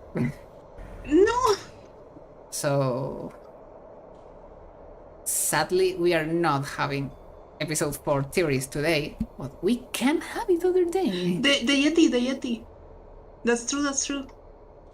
The Yeti. Oh, the Yeti! You have to I show the was Yeah, I love the Yeti. You don't know, but when I saw the Yeti for the first time, I was like, oh, I love that creature. I love it. Moon can testify in my favor. I was like, I love that creature. I love it. I will protect it with my soul. I made a gif of good day, baby, because of her. Yeah, I love the Yeti with all my heart. They are a error. They are an error. They are a mistake. The Nephilim admit them as a mistake. So Yeah, I was that's like, the lore of my. that's the lore of the Yeti. But basically, yeah. So we are going to episode 4. I'm gonna end the stream with that. We Thank you. are going further to episode 4, and I can't be more excited about it. I really, really, really want to play episode 4. After all this recap, that I hope helps someone. I hope it wasn't too confusing. I hope it covers the most important things that you need to have in mind for the next episode. So, pretty much thanks for being here. Thank you. Thank you for being in the stream until this hour. I'm going to probably reupload this into my secondary channel. I'm not gonna let it in this channel because it's fully in English. It could be confusing for the rest of my public, but thank you very much. I'm really happy of doing all this stuff. I'm really happy of having the opportunity to talk. All this, thank you very much, Bouncy, for being on the chat. Thank you very much, Solid, you too. Thank you very much to the people of my community that are here, were like that were in the chat, were commenting a bit, that were making the company. I really, really thank you all. So we see later when episode 4 comes out. Thank you very much. Goodbye. Have a good one. Goodbye. Bye-bye. Bye. Supplice tomorrow. Supplice tomorrow.